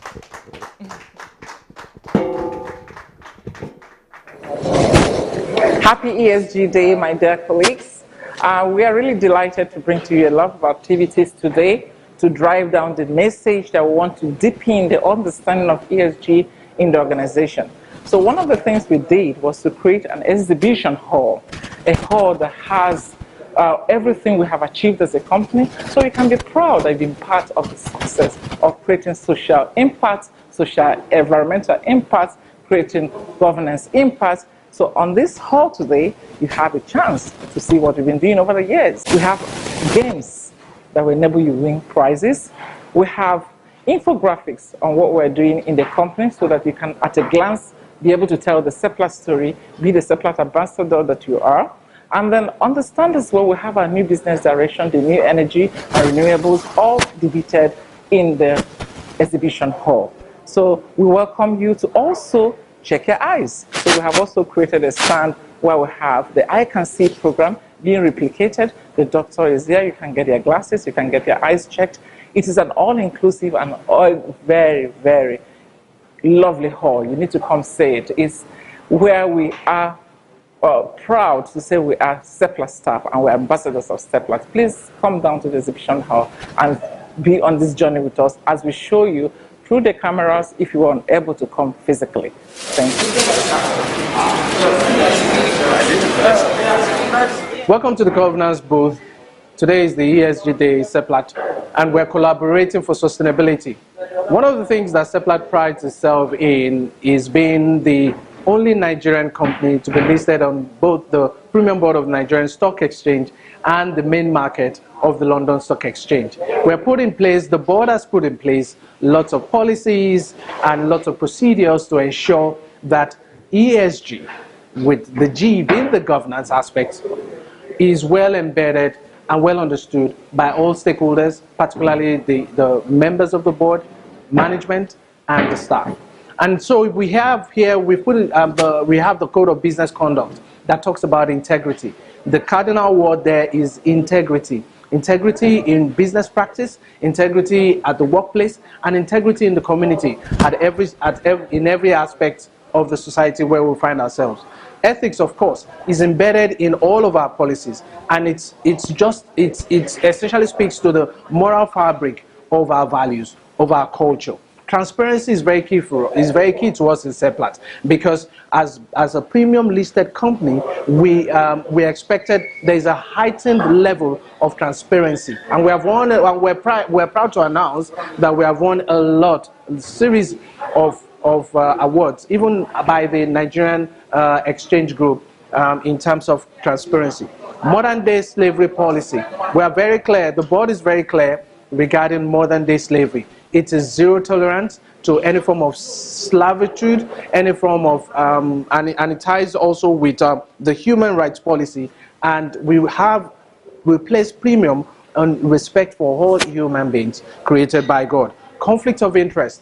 Every employee, every director, every manager, everyone in Seplat is expected to declare their conflicts, if any at all. Indigenous people's rights. We are very concerned about the community in which we operate, and we pay a lot of focus to the rights of the communities in which we operate. We encourage people to speak out, and so we have put in place a whistleblowing policy, and we have a whole architecture framework that ensures that you can declare, that you can speak out against any form of breach to our policies, to our ethical values, via the whistleblowing portal. And also we have the supply chain monitoring. We have a very robust and vast, educated, experienced supply chain team, and they ensure that all the due processes are followed when it comes to contracting. Anti-bribery and corruption. We have an anti-bribery corruption policy. It's zero tolerance to any form of anti-bribery and corruption, and the board pays keen attention to this aspect. We have human rights policies in place. Human rights, we respect, there is a respect for everybody's rights, whether you be irrespective of your gender, irrespective of your creed, irrespective of your race. And the modern slave trade statement has been put in place by the board to ensure that all our contracting process ensures that there is no undue servitude of the young, of the child, or even of the female gender. We also have a freedom of association. We have we put in place in Seplat a number of initiatives that allows people to express themselves within the company organization. Diversity and inclusion is very, very key to the board. It's very, very key to management. People come from diverse aspects of countries, of race, of religion, of tribe, and of course you will be amazed to know that in Seplat the board has female members in its composition, and we have quite a number of females in the senior leadership team, and of course in the entire organization. Once again, happy ESG Day, and let's keep on collaborating for sustainability. My name is Adebo Aliyeboda. You're welcome to what Seplat is doing with respect to renewable energy, which is a very important pillar of our business, the third pillar of our ESG journey. Now, in renewable energy, there are lots of opportunities that the world is transitioning into that makes the energy very, very useful and also sustainable. You have energy from wind, you have solar power, solar panels, you have energy that is derived from biomass, and also electric cars, which are becoming the in thing of the future. There are opportunities to tap into all these different energy forms that are moving us away from fossil fuel into a future that is sustainable, that ensures that we are able to compete favorably with all those in the world in terms of our delivery of value to all our stakeholders. And by focusing on renewable energy, whether it is solar, whether it is biomass, whether it is tapping into the energy from the sun or energy from geothermal and many other forms of renewable and sustainable energy, you can then see the profitability that we are bringing into the business and moving from decarbonization to a world that depends less on carbon. By the way that Seplat is set up, we have started that transition, and there's commitment right from the highest level of the organization, the board, the management, the leadership, and we're embedding that all across the organization. So today is an important day where we can showcase many of the things that we are doing within that space. And you're welcome to join us, to partner with us, even as we move ahead. Thank you very much. Here in the CSR booth, you are going to be wondering what is the correlation between ESG and CSR. My name is Charles Ifediba. ESG is actually a criteria used by investors to measure the health of a company. But CSR is actually talking about social too, but it is a business model that organizations use to be able to impact and drive social values to their communities. How do we do it in CSR here in Seplat? Seplat's CSR model is based on direct intervention, and we have done that using 5 pillars to be able to affect our society and our community. What are these 5 pillars? We do this using our economic empowerment, education, health, community development, and the environmental stage. Let's start on the environment. Let's start with the education. Educationally, we have been able to affect about 600 lives with our scholarship. 34% or more of that comes from our direct communities where our operations are from. Still talking about education, Pearl Swiss. In Pearl Swiss, we have impacted well over 51,000 people. Pearl Swiss is a competition held with secondary schools in Edo and Delta, our operational states. What do we do with that? Part of what we try to do is to be able to help them academically so that their results will be better. What else have we done with Pearl Swiss? With Pearl Swiss, we have been able to touch the infrastructure of various schools, giving them various things such as language laboratories, science laboratories, e-libraries, normal libraries, computer libraries, and of course, we have been able to help them with 1 or 2 structures in their building. What else under our education? Yes, this one is both education and empowerment. We call it STEP, the Seplat Teachers Empowerment Program. Using the Seplat Teachers Empowerment Program, which we have run over the last 2 years, we have impacted, of course, 314 teachers across both states and over 49 chief inspectors of education. In health, we try to close our SDGs 3, and under health, we are looking at what we call I Can See, which of course you can see here today, is our eye care health program where we have impacted well over 86,000 people. We have successfully carried out over 2,600 surgeries, and of course, reading glasses to the tune of 36,000 have been given to patients. Or still under our health program, we have had what we call the Safe Motherhood. Though rested with that one, we talk to our women, our wives, our mothers on child health care. Still under our healthcare program and closely related to our infrastructural development, we have impacted various health centers such as the Sapele Children and Pediatric Ward, In closing out, we also empower our people directly. There are so many ways we do, so many things we do to empower people in our communities, and to you, that will give us freedom to operate and, of course, help the brand Seplat. Have a wonderful day today. Bye for now. Our model is to partner with our communities, build trust with the communities, manage the community grievance, and create benefits, sustainable benefits for our communities. And using the atmosphere thereby created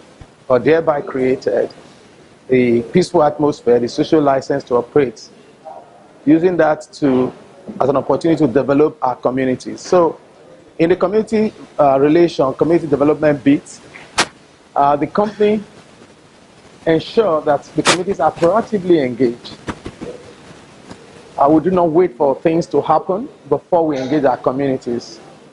There's a proactive engagement. We anticipate things before it becomes an issue with the communities. And when there are grievances expressed by the communities are engaged on those issues with the hope to solving the issues.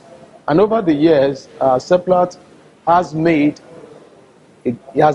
significant impact in the communities. We welcome everyone to the ESG Day, and we wish you a very, very fruitful day. My name is Golden Atigan from Corporate HSC. Today, as we celebrate the ESG Day, as we mark it, I'd like to just tell us that this is a journey that I've started time back. And in Seplat, we are committed to high standard of HSE performance throughout all our operations, with the aim of ensuring the provision of safe workplace for all that works with us, including the community, and of course, minimizing the impact of our operation on the environment. So as we celebrate the ESG Day, I want you to know that HSE is integral in the whole of ESG activities. Why do I say so? You have the environment, you have the social and the governance. There is nothing that you do outside the environment. So from that point, everything we do in HSE is integral to in the ESG. And of course, HSE is core to our operations. Before every operation starts in Seplat, you must first of all do your risk assessment. In the area of environment, it includes having to do your environmental impact assessment, having to interact with the host communities, having to ensure that all identified risks and hazards associated with any ongoing or proposed project is taken care of. Now, in doing that, we ensure that we embed all controls to make sure that whatever we're going to do in the environment minimizes impact on the environment itself. Our operation, provision for every staff to make sure that they are fit to do their work and they are safe while they are doing their work. And then when we bring in the committee, the host communities, we also ensure that the same standard we pass ourselves through, the same standard we pass them through, the same standard we ensure that our contractors meet with. And that has helped us. In the past 3 years, running into 4 years, we have operated without an LTI. That's a very huge achievement. That's a very huge achievement over the period, and we intend to continue to do so. So at every point in time, we seize the opportunity to reassess ourselves, set new targets for ourselves, and then help to ensure we, achieve better results in line with our commitment to our HSE policy. So as we celebrate today, we want to wish every one of us a good time, a good understanding, and we appeal to everybody to keep being part of the ESG. This is now the trend in the global space for our business to continue to thrive, for our investors to continue to see us as the choice company to invest in. We must maintain a good corporate citizenship. And of course, to do that, we need our ESG to be top-notch. Thank you very much and have a very wonderful celebration. Thank you.